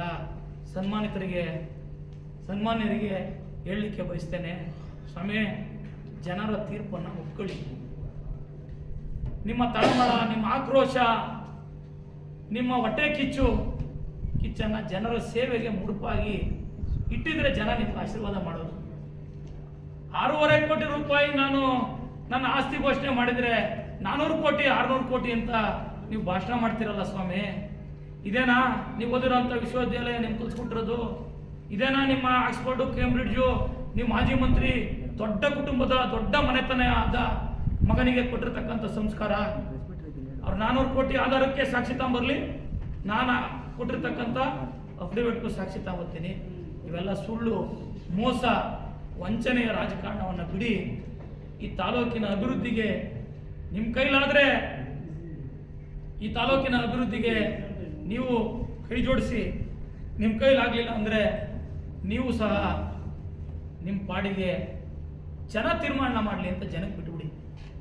ಅದಲ್ಲದೆ ಇಷ್ಟೆಲ್ಲ ನಿಮ್ಮ ಸುಳ್ಳು ಆರೋಪಗಳನ್ನು, ಸುಳ್ಳು ಸುದ್ದಿಗಳನ್ನು ಜನ ಯಾರು ನಂಬೋದಿಲ್ಲ. ಇದು ಹೆಚ್ಚು ದಿನನೂ ನಡೆಯೋದಿಲ್ಲ. ಆ ಕೆಲಸ ನಾನು ಮಾಡಿದ್ರೂ ನಡೆಯೋದಿಲ್ಲ. ಇಲ್ಲಿರ್ತಕ್ಕಂಥ ಪತ್ರಕರ್ತರಿಗೆ ಎಲ್ಲರಿಗೂ ನೈತಿಕತೆ, ಆತ್ಮಸಾಕ್ಷಿ ಅನ್ನೋದೊಂದಿದೆ. ನಾನಿವತ್ತೇನಾದರೂ ಮಾತಾಡಿರೋದು, ಪತ್ರಿಕಾಗೋಷ್ಠಿ ಮಾಡಿರೋದು ಸುಳ್ಳು ಅಂದರೆ ನೀವು ನೇರವಾಗಿ ನಾನು ಪ್ರಶ್ನೆ ಮಾಡಿ. ಸತ್ಯ ಅನ್ನೋದಿದ್ದರೆ ನೀವು ಅದನ್ನು ನಿಮ್ಮ ತೀರ್ಮಾನವನ್ನು ಮಾಡಿ ಅಂತ ನಿಮ್ಗೆ ಹೇಳ್ಕೊತಾ ಈ ಪತ್ರಿಕಾಗೋಷ್ಠಿಗೆ ಬಂದಿದ್ದೆ. ನೀವು ಸಹ ನಮ್ಮ ಮುಖ್ಯಮಂತ್ರಿಗಳು, ಉಪಮುಖ್ಯಮಂತ್ರಿಗಳು ಬರ್ತಕ್ಕಂಥ ಕಾರ್ಯಕ್ರಮಕ್ಕೆ ಬಂದು ಕಾರ್ಯಕ್ರಮದ ಪ್ರಚಾರವನ್ನು ಮಾಡೋದರ ಜೊತೆಗೆ ತಾಲೂಕಿನ ಜನತೆಗೆ ಇವತ್ತು ಪತ್ರಿಕಾಗೋಷ್ಠಿ ಮುಖೇನ ಅವರನ್ನು ಆಹ್ವಾನಿಸಿ ಅವರಿಗೆ ವಿನಂತಿಯನ್ನು ಮಾಡಿ ಈ ಕಾರ್ಯಕ್ರಮವನ್ನು ಯಶಸ್ವಿಗೊಳಿಸಬೇಕು. ಈ ತಾಲೂಕಿನ ರೈತರಿಗೆ ಅನುಕೂಲ ಆಗ್ತಕ್ಕಂಥ 2 ಯೋಜನೆಗಳು, KPTCLನ 220 kV ಇರ್ಬೋದು, ಕೆರೆ ತುಂಬಿಸ್ತಕ್ಕಂಥದ್ದು ಇರ್ಬೋದು, ಮತ್ತು ಬಡವರಿಗೆ ಅನುಕೂಲ ಆಗ್ತಕ್ಕಂಥ 2,500 ಮನೆಗಳ ಫಲಾನುಭವಿಗಳಿಗೆ ನಾವು ಆಯ್ಕೆ ಮಾಡಿ ಸಾಂಕೇತಿಕವಾಗಿ ವಿತರಿಸ್ತಕ್ಕಂಥದ್ದು ಇರ್ಬೋದು. ಇನ್ನು ಹಲವಾರು ಇಲಾಖೆಗಳ ರಸ್ತೆ ಅಭಿವೃದ್ಧಿ, ಕಟ್ಟಡ ಅಭಿವೃದ್ಧಿ, ಇನ್ನು ಮುಂತಾದ ಹಲವಾರು ಅಭಿವೃದ್ಧಿ 2023 ಮೇ 13ರಿಂದ ಈಚೆಗಿನ ಸರ್ಕಾರದಿಂದ ಅನುಮೋದನೆಯಾಗಿ ನನ್ನ ಘನ ಸರ್ಕಾರ, ಘನತೆವೆತ್ತ ಮುಖ್ಯಮಂತ್ರಿಗಳಾದಂಥ ಸಿದ್ದರಾಮಯ್ಯನವರು ಮತ್ತು ವಿವಿಧ ಇಲಾಖೆಗಳ ಸಚಿವರು ಯಾವ ವಿಚಾರನ, ಯಾವ ಇಲಾಖೆಯ ವಿಚಾರನ ನಾನು ಪ್ರಸ್ತಾಪ ಮಾಡ್ತೇನೆ, ಆ ಇಲಾಖೆಗೆ ಸಂಬಂಧಪಟ್ಟಂಥ ಸಚಿವರುಗಳು ನಾನು ಶಾಸಕನಾದಂಥ ದಿನದಲ್ಲಿ 2023 ಮೇ 13ರ ನಂತರದ ಆದೇಶಗಳನ್ನು, ಕಾಮಗಾರಿಗಳ ಬಗ್ಗೆ ಮಾತ್ರ ಪ್ರಸ್ತಾಪ ಆಗ್ತಾ ಇರ್ತಕ್ಕಂಥದ್ದು. ಆ ಕಾಮಗಾರಿಗಳು ಮಾತ್ರ ಶಂಕುಸ್ಥಾಪನೆ ಆಗಿ ಮಾನ್ಯ ಮುಖ್ಯಮಂತ್ರಿಗಳು, ಉಪಮುಖ್ಯಮಂತ್ರಿಗಳು ಹಾಗೂ ಆ ಇಲಾಖೆಗೆ ಸಂಬಂಧಪಟ್ಟ ಸಚಿವರಿಂದ ಗುದ್ಲಿ ಪೂಜೆ ಆಗ್ತಾ ಇರ್ತಕ್ಕಂಥದ್ದನ್ನು ವಿಶೇಷವಾಗಿ ಒತ್ತಿ ಹೇಳ್ತಾ ಇದ್ದೇನೆ. ಇದಕ್ಕೆ ಸಂಬಂಧಪಟ್ಟಂತೆ ಇದನ್ನ ನನ್ನ ಅವಧಿದು ಅಂತ ಯಾಕೆ ಹೇಳ್ತಾ ಇದ್ದೀನಿ ಅಂತ ಅಂದರೆ, ನಾನು ಯಾವುದು ಚೀಟಿಯನ್ನು ಬರ್ಕೊಂಬಂದಿಲ್ಲ. ನನ್ನ ತಲೆಯಲ್ಲಿ ನಾನೇನು ಮಾಡಿದ್ದೀನಿ, ನನ್ನ ತಲೆಯಲ್ಲಿ ಅದೇ, ನನ್ನ ತಲೆಯಲ್ಲಿ ಇರ್ತಕ್ಕಂಥದ್ದನ್ನ ನಿಮ್ಮ ಮುಂದೆ ಪ್ರಸ್ತಾಪ ಪಡ್ತೀನಿ, ಮಂಡಿಸ್ತೀನಿ. ಸನ್ಮಾನ್ಯ ಮಾಜಿ ಶಾಸಕರು ಈ ಕ್ಷೇತ್ರವನ್ನು 2 ಬಾರಿ ಪ್ರತಿನಿಧಿ ಮಾಡಿದಂಥವ್ರು, ವಯಸ್ಸಲ್ಲಿ ನನಗೆ 2 ಪಟ್ಟು ದೊಡ್ಡವರು. ಮಾನ್ಯ ಶ್ರೀನಿವಾಸ ಮೂರ್ತಿ ಅಣ್ಣವರು, ನಿಮ್ದ ಹಲವಾರು ಮಾಧ್ಯಮದ ಸ್ನೇಹಿತರು ನಿಮ್ಮನ್ನು ಸಹ ಪತ್ರಿಕಾಗೋಷ್ಠಿಗೆ ಕರೆದು ಕಾಂಗ್ರೆಸ್ ಸರ್ಕಾರ ನೆಲಮಂಗಲ ವಿಧಾನಸಭಾ ಕ್ಷೇತ್ರಕ್ಕೆ ಸಂಬಂಧಪಟ್ಟಂತೆ ಒಂದೇ ಒಂದು ರೂಪಾಯಿಯನ್ನ ಬಿಡುಗಡೆ ಮಾಡಿಲ್ಲ ಅಂತ ಆರೋಪ ಮಾಡಿದ್ರು. ಸತ್ಯನಾ? ಹೇಳ್ಬೇಕು ಮಾಧ್ಯಮದ ಸ್ನೇಹಿತರು. ಮಾತಾಡಿ, ಯಾರು ಹೇಳಿಲ್ವಾ? ನನ್ನ ಅವಧಿಯ ಕಾಮಗಾರಿಗಳನ್ನು ಮಾತ್ರ ಶಾಸಕರು ಪೂಜೆ ಮಾಡಿದ್ದಾರೆ. ಸಿದ್ದರಾಮಯ್ಯನವರ ಸರ್ಕಾರ ಒಂದೇ ಒಂದು ರೂಪಾಯಿಯನ್ನು ಬಿಡುಗಡೆ ಮಾಡಿಲ್ಲ ಅಂತ ಬಹಳ ತಲೆಯನ್ನ ನಯವಾಗಿ ಅಳ್ಳಾಡಿಸಿ ಮಾತಾಡಿದ್ದಾರೆ. ಅದಕ್ಕೆ ನಾನು ದಾಖಲೆ ಕೊಡ್ತೀನಿ, ಯಾವ ದಿನಾಂಕ ಆದೇಶ ಆಯಿತು, ಯಾವ ದಿನಾಂಕ ಈ ಯೋಜನೆಗಳು ತಾಲೂಕಿಗೆ ಬಂದು ಅಂತ. ಅಂತ ಏನು ಅನ್ಸಲ್ಲ, ಅದು ಸಹ ಆದೇಶ ನಿಮಗೆ ಕೊಡ್ತಾ ಇದ್ದೀನಿ. ಈ ಆದೇಶದಲ್ಲಿ 2150 ಮನೆಗಳು ಸೋಲೂರು ಮತ್ತು ನೆಲಮಂಗಲ ವಿಧಾನಸಭಾ ಕ್ಷೇತ್ರಕ್ಕೆ ಸಂಬಂಧಪಟ್ಟಂತೆ ಮಂಜೂರು ಮಾಡಿಸಿದ್ದೀನಿ. ಇನ್ನು 350 ಮನೆಗಳು ಇವತ್ತು ಸಂಜೆ ಅಥವಾ ನಾಳೆ ಆದೇಶ ಆಗ್ತದೆ, ಆ ಪ್ರತಿನೂ ಸಹ ನಿಮಗೆ ತಲುಪಿಸ್ತೀವಿ. ಇದು ಸಹ ಸನ್ಮಾನ್ಯ ಶ್ರೀನಿವಾಸ ಮೂರ್ತಿ ಅಣ್ಣವರು ತಲುಪಿಸ್ಬಿಡಿ. ಮತ್ತೊಂದು, ಬಿಜೆಪಿ ಸರ್ಕಾರ ಈ ರಾಜ್ಯದಲ್ಲಿ 2019ರಿಂದ 23ನೇ ಮೇವರೆಗೂ ಈ ರಾಜ್ಯದಲ್ಲಿ ಅಸ್ತಿತ್ವದಲ್ಲಿದ್ದಂಥ ಸಂದರ್ಭದಲ್ಲಿ ಹಿಂದೆ 2013ರಿಂದ 2018ರಲ್ಲಿ ಆ ಕಾಲದಲ್ಲಿ ನಮ್ಮ ರಾಜ್ಯದಲ್ಲಿ ಆಡಳಿತ ನಡೆಸಿದಂಥ ನನ್ನ ಕಾಂಗ್ರೆಸ್ ಪಕ್ಷದ ಸರ್ಕಾರ, ಸಿದ್ದರಾಮಯ್ಯನವರ ಸರ್ಕಾರ, ಬೆಂಗಳೂರು ಗ್ರಾಮಾಂತರ, ಚಿಕ್ಕಬಳ್ಳಾಪುರ, ವಿಶೇಷವಾಗಿ ಕೋಲಾರ ಜಿಲ್ಲೆಗಳಿಗೆ, ಆ ಜಿಲ್ಲೆಗಳಲ್ಲಿ ಅಂತರ್ಜಲ ಮಟ್ಟ ಕುಸಿತೋಗಿದೆ. 2000 ಅಡಿಗಳವರೆಗೂ ಬೋರ್ವೆಲ್ ಕೊರೆದ್ರು ಅಂತರ್ಜಲ ನಮಗೆ ಮೇಲೆ ಬರ್ತಾ ಇಲ್ಲ. ರೈತರಿಗೆ ತೊಂದರೆ ಆಗಿದೆ, ಕುಡಿಯೋ ನೀರಿಗೆ ತೊಂದರೆ ಆಗಿದೆ. ಅಂತರ್ಜಲವನ್ನು ಸಮೃದ್ಧಿ ಮಾಡಬೇಕು ಅಂತ ಹೇಳಿ ಏನಾದರೂ ಒಂದು ಯೋಜನೆಯನ್ನು ಮಾಡಬೇಕು ಅಂತ ನಮ್ಮ 2013ರಿಂದ 2018ರವರೆಗೆ ರಾಜ್ಯದಲ್ಲಿ ಅಸ್ತಿತ್ವದಲ್ಲಿದ್ದಂಥ ಕಾಂಗ್ರೆಸ್ ಪಕ್ಷದ ನೇತೃತ್ವದ ಸರ್ಕಾರ ಬಹುದೊಡ್ಡ ಯೋಜನೆಯನ್ನ ಕೋಲಾರ ಮತ್ತು ಚಿಕ್ಕಬಳ್ಳಾಪುರ ಭಾಗದ ಜನತೆಗೆ KC ವ್ಯಾಲಿ ಯೋಜನೆ ಮತ್ತು HN ವ್ಯಾಲಿ ಯೋಜನೆಯನ್ನು ಕೊಟ್ಟರು. ಇವತ್ತು ನಿಮ್ಮೆಲ್ಲ ಮಾಧ್ಯಮದ ಸ್ನೇಹಿತರು ಗಮನಿಸಿದ್ದೀರಾ, ಚಿಕ್ಕಬಳ್ಳಾಪುರ ಮತ್ತು ಕೋಲಾರ ಭಾಗದ ಕೆರೆಗಳು ಇವತ್ತು ಯಾವ ರೀತಿ ಇದ್ದಾವೆ, ಅಂತರ್ಜಲದ ಮಟ್ಟ 2013ರಿಂದ ಹಿಂದೆ ಯಾವ ರೀತಿ ಇತ್ತು, 2018ರ ಹಿಂದೆ ಯಾವ ರೀತಿ ಇತ್ತು, 2018ರಿಂದ ಈಚೆಗೆ ಯಾವ ರೀತಿ ಇತ್ತೆ ಅಂತಕ್ಕಂಥದ್ದನ್ನ ಅಲ್ಲಿನ ಜನತೆ, ಮಾಧ್ಯಮದ ಸ್ನೇಹಿತರು, ಈ ನಾಡಿನ ಜನತೆ ಗಮನಿಸ್ತಾ ಇದ್ದಾರೆ. ಈ ಗಮನ ಹರಿಸ್ತಕ್ಕಂಥ ಸಂದರ್ಭದಲ್ಲಿ ಬಿಜೆಪಿ ಸರ್ಕಾರ ಒಂದು ನಾಟಕೀಯವಾಗಿ ನಾವೇನೋ ಒಂದು ವೃಷಭಾವತಿ ವ್ಯಾಲಿ ಯೋಜನೆಯನ್ನ ಮಾಡ್ತೀವಿ ಅಂತ ಹೇಳಿ ಕ್ಯಾಬಿನೆಟ್ನಲ್ಲಿ ಕಳೆದ ಬಾರಿ ಇದ್ದಂಥ ಸರ್ಕಾರ ಅನುಮೋದನೆ ಕೊಟ್ಟು ರೈತರಿಗೆ ಕಣ್ಣೊರೆಸ್ತಕ್ಕಂಥ ಕೆಲಸವನ್ನು ಮಾಡಿ ಹಣ ಬಿಡುಗಡೆ ಮಾಡ್ತಕ್ಕಂಥ ಕೆಲಸವನ್ನು ಮಾಡಲಿಲ್ಲ. ಅವ್ರದೇ ಸರ್ಕಾರ ಇತ್ತು, ಅವ್ರದೇ ಪಕ್ಷದ ಮುಖ್ಯಮಂತ್ರಿಗಳು, ಅವ್ರದೇ ಪಕ್ಷ ಅನುದಾನವನ್ನು ಅದಕ್ಕೆ ಮೀಸಲಿರಿಸಿ ನೆಲಮಂಗಲ ಪಟ್ಟಣಕ್ಕೆ ಒಳಚರಂಡಿಯನ್ನ ಮಂಜೂರು ಮಾಡಿ ಕ್ಯಾಬಿನೆಟ್ನಲ್ಲಿ ಅನುಮೋದನೆ ನೀಡಿ ಇಡೀ ಪಟ್ಟಣಕ್ಕೆ ಒಳಚರಂಡಿ ವ್ಯವಸ್ಥೆಯನ್ನು ಕಲ್ಪಿಸಲಿಕ್ಕೆ DPR ಅನ್ನ ತಯಾರು ಮಾಡಿ, ಅದು 300 ಕೋಟಿ ಆಗಲಿ 400 ಕೋಟಿ ಆಗಲಿ ನಾನು ಹಣ ಬಿಡುಗಡೆ ಮಾಡ್ತೀನಿ, DPR ಆದಮೇಲೆ ಮತ್ತೊಮ್ಮೆ ಅದಕ್ಕೆ ಗುದ್ಲಿ ಪೂಜೆ ಮಾಡೋಣ ಅಂತ ಹೇಳಿ ಸನ್ಮಾನ್ಯ ಮುಖ್ಯಮಂತ್ರಿಗಳು ಹೇಳಿರ್ತಾರೆ. ಇದು ಸನ್ಮಾನ್ಯ ಮುಖ್ಯಮಂತ್ರಿಗಳ ಕೊಡುಗೆ ಅಲ್ವಾ? ನೆಲಮಂಗಲಕ್ಕೆ ನಮ್ಮ ಕಾಂಗ್ರೆಸ್ ಪಕ್ಷದ ಕೊಡುಗೆ ಅಲ್ವಾ? ನನ್ನ ಸೇವೆ ನಾನು ಕೊಡುಗೆ ಅಂತ ಹೇಳಲ್ಲ, ನನ್ನ ಸೇವೆ ಅಲ್ವೋ. ಸನ್ಮಾನ್ಯ ಶ್ರೀನಿವಾಸ ಮೂರ್ತಿ ಅಣ್ಣವರು ಯಾಕೆ ಅವ್ರ ಸರ್ಕಾರ ಇದ್ದಾಗ ಮಾಡಲಿಲ್ಲ? ನಾನು ಶಾಸಕನಾಗಿ 4-5 ವರ್ಷ ಆಗೋಯ್ತಾ? ಇದು ನನ್ನ 2ನೇ ಅವಧಿನ. 9ನೇ ತಿಂಗಳು ನಾನು ಶಾಸಕನಾಗಿ, ನೀವು ಸರ್ಕಾರ, ನಿಮ್ಮ ಸರ್ಕಾರ 14 ತಿಂಗಳಿತ್ತು. 14 ತಿಂಗಳು ನೀವೇನು ಮಾಡ್ತಾ ಇದ್ರಿ ಅಂತಕ್ಕಂಥದ್ದನ್ನ ಈ ಕ್ಷೇತ್ರದ ಜನತೆಗೆ ನೀವು ತಿಳಿಸ್ಬೇಕು. 14 ತಿಂಗಳಲ್ಲಿ ನಾನು ಮಾಡಿರ್ತಕ್ಕಂಥದ್ದನ್ನ ದಾಖಲೆ ಸಮೇತ ಬಿಡುಗಡೆ ಮಾಡಿದ್ದೇನೆ. ದಾಖಲೆ ಸಮೇತ ಬಿಡುಗಡೆ ಮಾಡಿ ಅದನ್ನ ಗುದ್ದಿ ಪೂಜೆ ಮಾಡ್ತಾ ಇದ್ದೇನೆ. ಒಳಚರಂಡಿ ವ್ಯವಸ್ಥೆ ಯಾಕೆ ಮಾಡಲಿಲ್ಲ? ನೀವು ಸಾರ್ವಜನಿಕರಿಗೆ ಇದು ಉತ್ತರ ಹೇಳಬೇಕು.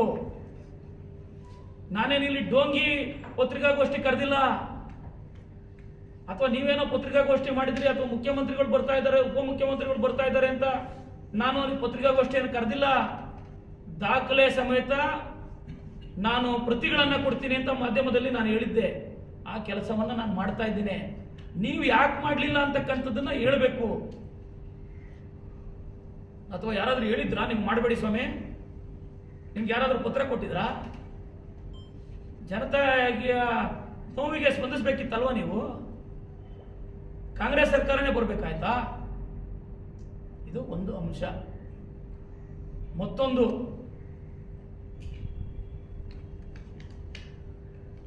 ಗ್ರಾಮೀಣ ಪ್ರದೇಶದ ಹಳ್ಳಿಗಳಿಗೆ ನಾನು ಪ್ರವಾಸಕ್ಕೆ ಹೋದಂಥ ಸಂದರ್ಭದಲ್ಲಿ ನೂರಾರು ಮಹಿಳೆಯರು, ವಯಸ್ಸಾದಂಥವರು, ಆರ್ಥಿಕವಾಗಿ ಹೆಚ್ಚು ಶಕ್ತಿಯನ್ನು ಹೊಂದಿಲ್ಲದೆ ಇರತಕ್ಕಂಥವ್ರು, ಸ್ವಾಮಿ ನಮ್ಮ ಗೌರ್ಮೆಂಟ್ ಹಾಸ್ಪಿಟಲ್ ಈ ಥರ ಇದೆ, ಸುವ್ಯವಸ್ಥಿತವಾದಂಥ ಗೌರ್ಮೆಂಟ್ ಆಸ್ಪತ್ರೆ ಇಲ್ಲ, ಸುವ್ಯವಸ್ಥಿತವಾಗಿರ್ತಕ್ಕಂಥ ಅಲ್ಲಿ ಯಾವುದೇ ರೀತಿಯ ಒಂದು ಅದು ಯಾವ ತನಿಖೆ ನಡೀತಾ ಇದೆಯೋ ನನಗೆ ಗೊತ್ತಿಲ್ಲ, ನನಗೂ ಅದಕ್ಕೂ ಸಂಬಂಧನೇ ಇಲ್ಲ.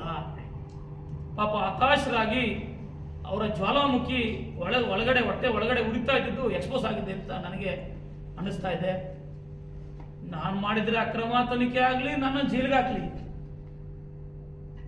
ಬೇರೆಯವ್ರು ಮಾಡಿದ್ರೆ ಅಕ್ರಮ ಆಗಲಿ, ಅವ್ರು ಜೈಲಿಗೆ ಹಾಕ್ಲಿ, ಅದಕ್ಕೂ ನನಗೂ ಸಂಬಂಧ ಇಲ್ಲ ಶ್ರೀನಿವಾಸ ಮೂರ್ತಿ ಅಣ್ಣವರೇ.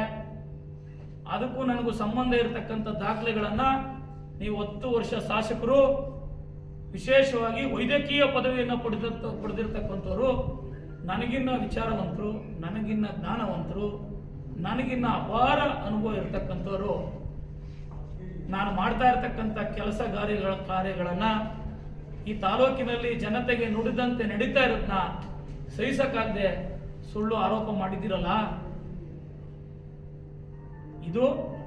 ಇದಕ್ಕೆ ಜನ ನಿಮ್ಗೆ ಉತ್ತರ ಕೊಡ್ತಾರೆ, ನಾನು ಉತ್ತರ ಕೊಡಲ್ಲ. ನನ್ನ ವಿರುದ್ಧ ಯಾವುದೇ ತನಿಖೆ ನಡೀತಿಲ್ಲ, ನನ್ನ ವಿರುದ್ಧ ಯಾವುದೇ ಒಂದು ಆಯೋಗ ಆಗಲಿ ರಚನೆ ಆಗಿಲ್ಲ. ನೀವು ಏನು ಹೇಳಿದ್ದೀರಾ, ನಾನು ಚುನಾವಣೆ ಸಂದರ್ಭದಲ್ಲಿ ಪ್ರಸ್ತಾಪ ಮಾಡಬಹುದಿತ್ತು ಅಂತ. ಸ್ವಾಮಿ ಶ್ರೀನಿವಾಸ ಮೂರ್ತಿ ಅಣ್ಣವರೇ, ನಿಮ್ಮ JDS ಪಕ್ಷದ ಮುಖಂಡರ ಪ್ರತಿಯೊಬ್ಬರ ಮೊಬೈಲ್ನ ಫೇಸ್ಬುಕ್ನ ಮುಖಪುಟದಲ್ಲಿ, ವಾಟ್ಸಪ್ ಸ್ಟೇಟಸ್ ಅಲ್ಲಿ ಅದ್ಯಾವುದೋ ಪತ್ರ, ನಕಲಿ ಪತ್ರನ ಬಿಡುಗಡೆ ಮಾಡಿದಿರಲ್ಲ ನಂದು ಅಂತ ಯಾವುದೋ ತಂದಿ, ಅದೆಲ್ಲ ಹರಿದಾಡ್ತು ಸ್ವಾಮಿ. ಪತ್ರಿಕೆಗಳು ಸಹ ನೀವು ಬಿಡುಗಡೆ ಮಾಡಿಸಿದ್ರ ಸ್ವಾಮಿ. ಜನ ಅದಕ್ಕೆ ನಾನು ಅವತ್ತು ಉತ್ತರ ಕೊಡಲಿಲ್ಲ, ನನಗೆ ಸಂಬಂಧಪಟ್ಟಿಲ್ಲ, ನನ್ನೇ ಉತ್ತರ ಕೊಡ್ಲಿ. ಶಾಸಕನಾದ್ಮೇಲೆ ನನ್ನ ಮೇಲೆ ಆರೋಪ ಮಾಡಿದ್ದೀರಾ, ನಾನು ಉತ್ತರ ಕೊಡ್ತಾ ಇದ್ದೀನಿ. ಇಷ್ಟನ್ನು ಹೇಳ್ತಾ, ಮಾನ್ಯ ಶ್ರೀನಿವಾಸ ಮೂರ್ತಿ ಅಣ್ಣವರೇ, ರಾಜಕಾರಣದಲ್ಲಿ ನಿಮ್ಮ ತರ ನಾನು ದ್ವೇಷದ ರಾಜಕಾರಣ ಮಾಡೋದಿಲ್ಲ. ನಾನು ಈ ತಾಲೂಕಿನಲ್ಲಿ ಮಾಡ್ತಕ್ಕಂಥದ್ದು ಅಭಿವೃದ್ಧಿಯ ರಾಜಕಾರಣ. ನನ್ನ ಕಾಲದಲ್ಲಿ ಏನಾಯ್ತು ಅಂತಕ್ಕಂಥದ್ದನ್ನ 1 ವರ್ಷಕ್ಕೆ, ಮೇ ನಂತರ ಒಂದು 15 ತಿಂಗಳಿಗೆ ಸಮಯ ನಿಗದಿ ಮಾಡೋಣ. ನಿಮ್ದೇ ಸರ್ಕಾರ ಇತ್ತಲ್ವಾ? ನಿಮ್ಮದೇ ಸರ್ಕಾರ 14 ತಿಂಗಳುಗಳ ಕಾಲ ಇತ್ತು.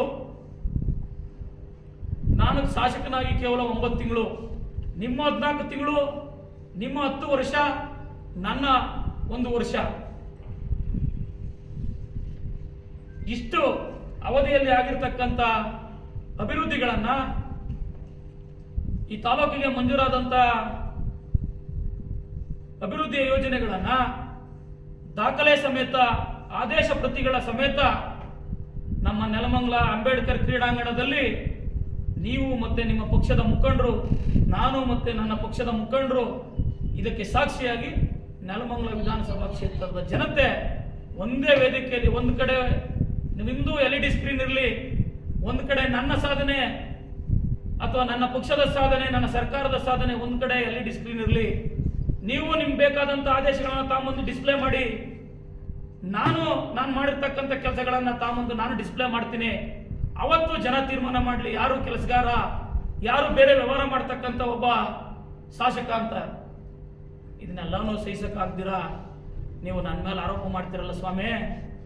ನಿಮ್ಮ ಕಾಲದಲ್ಲಿ ಆಗಿರ್ತಕ್ಕಂಥ ಅಭಿವೃದ್ಧಿ, ನೀವು ಜನತೆಗೆ ತೀರಿಸಿರ್ತಕ್ಕಂಥ ಋಣವನ್ನ ಸಾಕ್ಷಿ ಸಮೇತ ತಗೊಂಡು ಚರ್ಚೆಗೆ ಬನ್ನಿ. ಜನ, ನೆಲಮಂಗಲದ ಜನ ಬಹಳ ಬುದ್ಧಿವಂತರು, ಬಹಳ ಪ್ರಾಮಾಣಿಕರು, ಎಲ್ಲವನ್ನೂ ಸೂಕ್ಷ್ಮವಾಗಿ ನೋಡ್ತಾ ಇರ್ತಾರೆ. ನನ್ನದನ್ನೂ ಗಮನಿಸ್ತಾರೆ, ನಿಮ್ದನ್ನೂ ಗಮನಿಸ್ತಾರೆ, ನೀವು ಹಿಂದೆ ಮಾಡಿದ್ದನ್ನೂ ಗಮನಿಸಿದ್ದಾರೆ.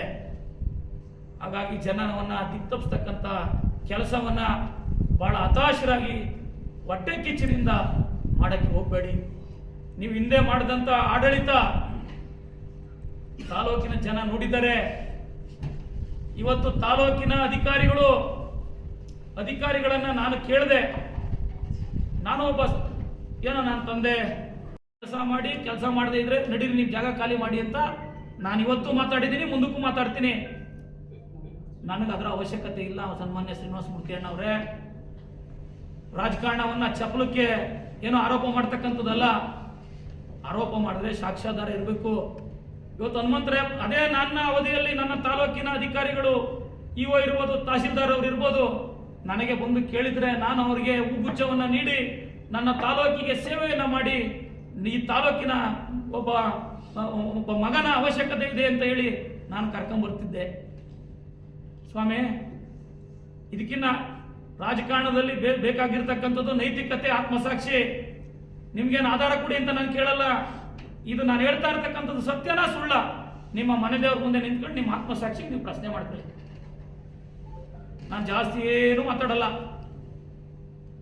ನನ್ನ ಮೇಲೆ ಭ್ರಷ್ಟಾಚಾರದ ಆರೋಪ ಮಾಡ್ತೀರಾ ಸ್ವಾಮಿ? TV5 ಅಲ್ಲಿ ಏನ್ ಬಂದಿತ್ತು ಸ್ವಾಮಿ? ಎಲ್ಲ ಪ್ರದರ್ಶನ ಆಗಿತ್ತು. ಅದು ಒಂದು ಕಡೆ. ನನ್ನ ಮೇಲೆ, ನನ್ನ ಕುಟುಂಬದವ್ರ ಮೇಲೆ, ಯಾರ ಮೇಲಾದ್ರೂ 420 ಕೇಸ್ ಇದೆಯಾ ಸ್ವಾಮಿ? ಈ ಕ್ಷೇತ್ರ ಪರಿಶಿಷ್ಟ ಜಾತಿ ಮೀಸಲು ಕ್ಷೇತ್ರ, ಮೀಸಲು ಕ್ಷೇತ್ರದ ಮೀಸಲಿನ ಫಲಾನುಭವಿ ನೀವು ಸಹ, ನಾನು ಸಹ. ಒಬ್ಬ ದಲಿತ ಹೆಣ್ಣುಮಗಳಿಗೆ ಸಿಗಬೇಕಾದಂತ ಅವಕಾಶವನ್ನ ತಮ್ಮ ಪತ್ನಿಯವರಿಗೆ ಕಾನೂನು ಬಾಹಿರವಾಗಿ ಜಾತಿ ಪ್ರಮಾಣ ಪತ್ರವನ್ನು ಮಾಡಿಸಿಕೊಟ್ಟು ಸರ್ಕಾರಿ ಕೆಲಸವನ್ನು ಕೊಡಿಸಿ ದಲಿತ ಸಮುದಾಯಕ್ಕೆ ದ್ರೋಹ ಮಾಡಿದಂತ ನೀವು ಇವತ್ತು ನನ್ನ ಬಗ್ಗೆ ಮಾತನಾಡ್ತೀರ. ನಾನು ಹಾಕ್ಸಿದ್ನ ಕೇಸು ಪ್ರೂವ್ ಆಗಿದ್ಯಾ? ನಾನು ಹಾಕ್ಸಿದ್ನ ಈ ಕೇಸು 420 ಕೇಸ್ ಯಾರ ಮೇಲಿದೆ? ಶ್ರೀನಿವಾಸ ಮೂರ್ತಿ ಅಣ್ಣವರು ನನ್ನ ಬಗ್ಗೆ ಮಾತನಾಡಿದ್ ಇವೆಲ್ಲ ಅವ್ರು ಮಾತಾಡೋದಕ್ಕಿಂತ ಮುಂಚೆ ಇದ್ದವ್ ನಾನು ಯಾವತ್ತಾದ್ರು ಮಾತಾಡಿದ್ನ? ಈ ತರದವು 10 ಹಲವಾರನ್ನ ಈ ಕ್ಷೇತ್ರದ ಜನ ನೋಡಿದ್ದಾರೆ. ಶ್ರೀನಿವಾಸ ಮೂರ್ತಿ ಅಣ್ಣವ್ರಿಗೆ ನಾನು ಯಾವತ್ತೂ ದೇಶದ ರಾಜಕಾರಣವನ್ನ ಮಾಡಿಲ್ಲ, ಮಾಡೋದು ಇಲ್ಲ. ಈ ಅಭಿವೃದ್ಧಿಯ ವೇಗವನ್ನ ಅಲ್ಪ ಕಾಲದಲ್ಲಿ ನೆಲಮಂಗಲ ಕ್ಷೇತ್ರದ ಜನತೆಗೆ ನಾನು ಮತ್ತೆ ನನ್ನ ಸರ್ಕಾರ ಕೊಟ್ಟಂತಹ ಒಂದು ಜನಪರ ಸೇವೆಯ ಯೋಜನೆಗಳನ್ನು ಸಹಿಸಕ್ಕಾಗದೆ ನೀವು ಈ ರೀತಿ ಆರೋಪ ಮಾಡ್ತಕ್ಕಂಥದ್ದು ಸರಿಯಲ್ಲ. ನೀವೇನಾದರೂ ಸುಳ್ಳು ಪ್ರಚಾರ ಮಾಡೋದಾಗ್ಲಿ, ಸುಳ್ಳು ಆರೋಪ ಮಾಡೋದಾಗ್ಲಿ ಹಿಂದೆ ಮಾಡಿದರ ಫಲ ನೀವು ಉಂಡಿದ್ದೀರಾ. ಮುಂದೆ ನಾನು ಯಾವುದನ್ನೂ ಹೇಳೋದಿಲ್ಲ. ಆಮೇಲೆ ಜನ ನಂಗೆ ಆಶೀರ್ವಾದ ಮಾಡಿರ್ತಕ್ಕಂಥದ್ದು ಜನರ ಸೇವೆ ಮಾಡಲಿ, ನೆಲಮಂಗಲ ಕ್ಷೇತ್ರದ ಅಭಿವೃದ್ಧಿ ಮಾಡಿ ಜನರ ಋಣ ತೀರಿಸಲಿ ಅಂತ ಮಾಡಿರ್ತಕ್ಕಂಥದ್ದು. ಬೇರೆ ಬೇರೆ ಕ್ಷೇತ್ರಗಳಲ್ಲಿ ಬೇರೆ ಬೇರೆ ಶಾಸಕರನ್ನ ನೋಡಿದ್ದೀನಿ, ಹಾಲಿ ಶಾಸಕರನ್ನ, ಮಾಜಿ ಶಾಸಕರನ್ನ. ಅವ್ರ ತರ ನಾವಿಬ್ಬರು ದ್ವೇಷ ಸಾಧಿಸ್ಕೊಂಡು ಒಬ್ಬರ ಮೇಲೆ ಒಬ್ರು ಆರೋಪ ಮಾಡ್ಕೊಂಡು ಕಾಲ ಕಳೀಲಿ ಅಂತಲ್ಲ ಜನಾದೇಶ ನನಗಾಗಿರೋದು. ನನಗೆ ಸೇವೆ ಮಾಡಲಿ ಅಂತಕ್ಕಂಥ ಜನಾದೇಶ ಮಾಡಿರೋದು. ನಾನು ಶ್ರೀನಿವಾಸ ಮೂರ್ತಿ ಅವರ ಪ್ರಶ್ನೆಗಳಿಗೆ ಬಹುಶಃ ಇವತ್ತೇ ಕೊನೆ. ನಾನಿನ್ಯಾವತ್ತು ಮಾಧ್ಯಮದಲ್ಲಾಗಲಿ ಮಾಧ್ಯಮದ ಅವರ ಸುಳ್ಳಿನ ಆರೋಪಗಳಿಗೆ, ಆಧಾರರಹಿತ ಆರೋಪಗಳಿಗೆ ನಾನು ಉತ್ತರವನ್ನು ಕೊಡೋದಿಲ್ಲ. ನಾನು ಅದಕ್ಕೆ ಕೊಡ್ತಕ್ಕಂಥ ಸಮಯ ಕೊಡಕ್ಕೆ ಹೋದ್ರೆ ಜನ ನನಗೆ ಓಡಿಸ್ಬೇಕಾಗ್ತದೆ. ಜನ ಯಾವ ರೀತಿ ಓಡಿಸಿದ್ರು ಅಂತ ನೀವೆಲ್ಲ ನೋಡಿದಿರಲ್ಲ, ಆ ಕತೆ ನನಗೆ ಬರೋದು ಬೇಡ. ಈ ಕ್ಷೇತ್ರದ ಅಭಿವೃದ್ಧಿಗೆ, ಈ ಕ್ಷೇತ್ರದ ಜನತೆಯ ಸೇವೆಗೆ ಹಗಲು ರಾತ್ರಿ ನಾನು ಸೇವೆಯನ್ನು ಮಾಡ್ತೇನೆ. ಈ ಕ್ಷೇತ್ರದ ಜನ ಏನು ನನ್ನ ಮೇಲೆ ವಿಶ್ವಾಸ ಇಟ್ಟು, ನನ್ನ ಮೇಲೆ ನಂಬಿಕೆ ಇಟ್ಟು ಮತವನ್ನು ಕೊಟ್ಟಿದ್ದೀರಾ, ಆ ಮತಕ್ಕೆ ಯಾವತ್ತೂ ದ್ರೋಹ ಮಾಡ್ತಕ್ಕಂಥ ಕೆಲಸವನ್ನು ನಾನು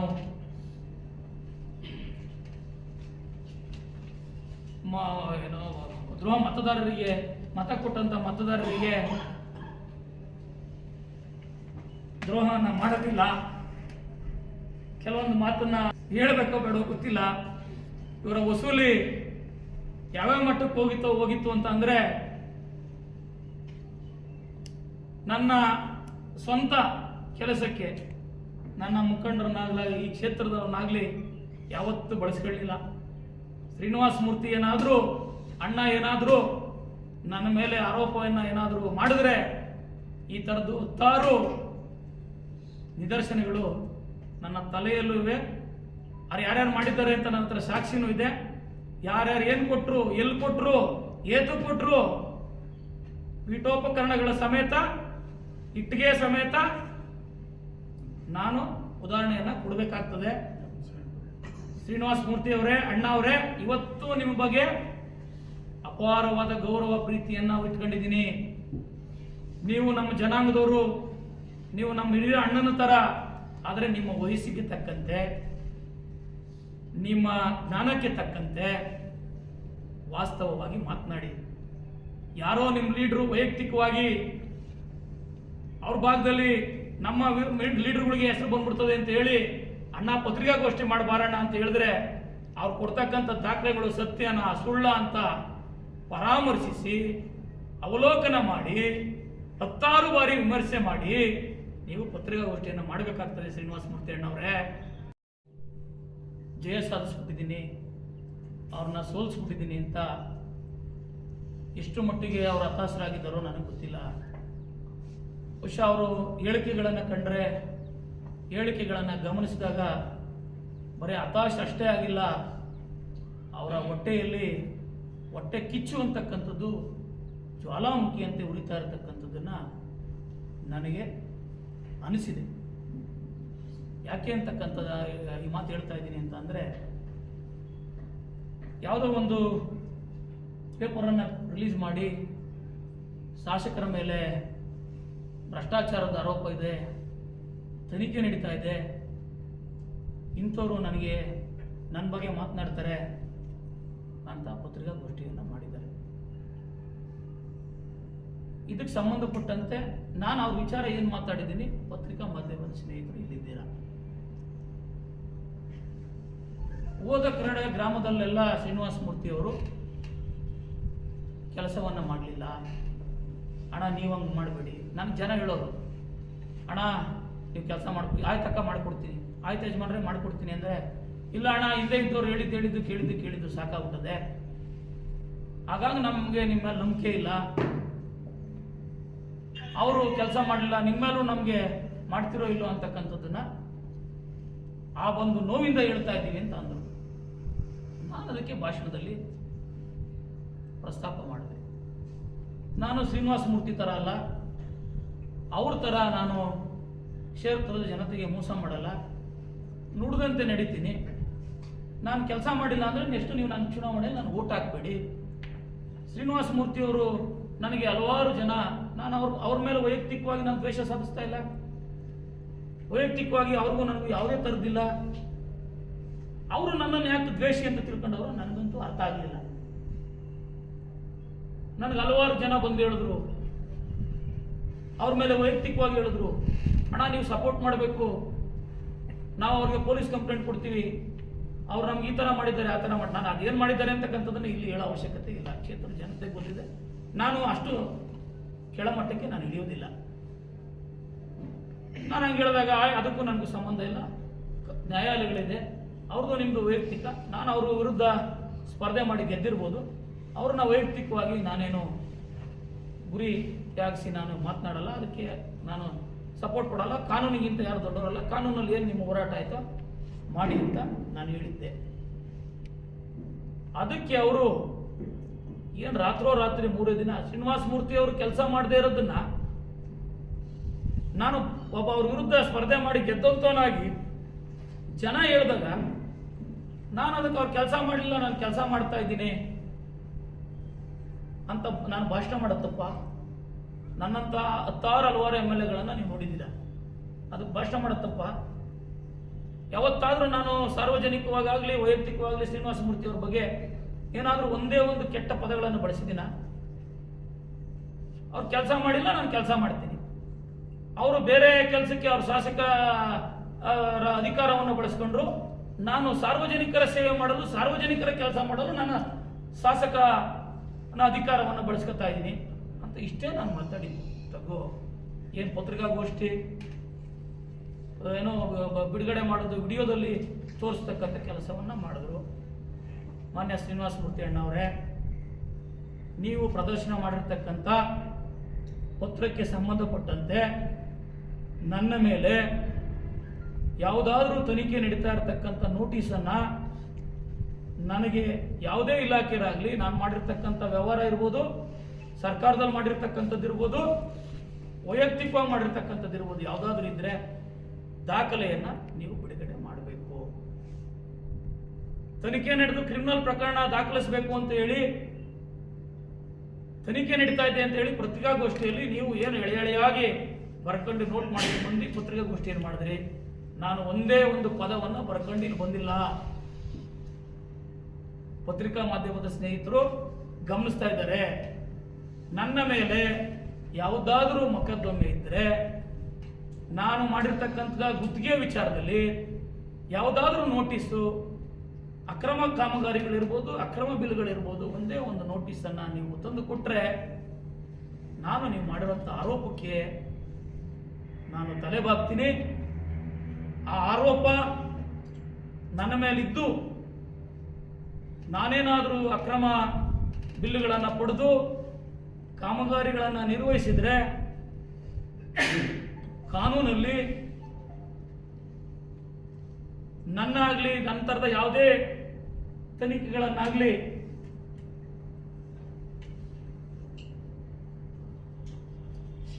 ಅಕ್ರಮಗಳನ್ನ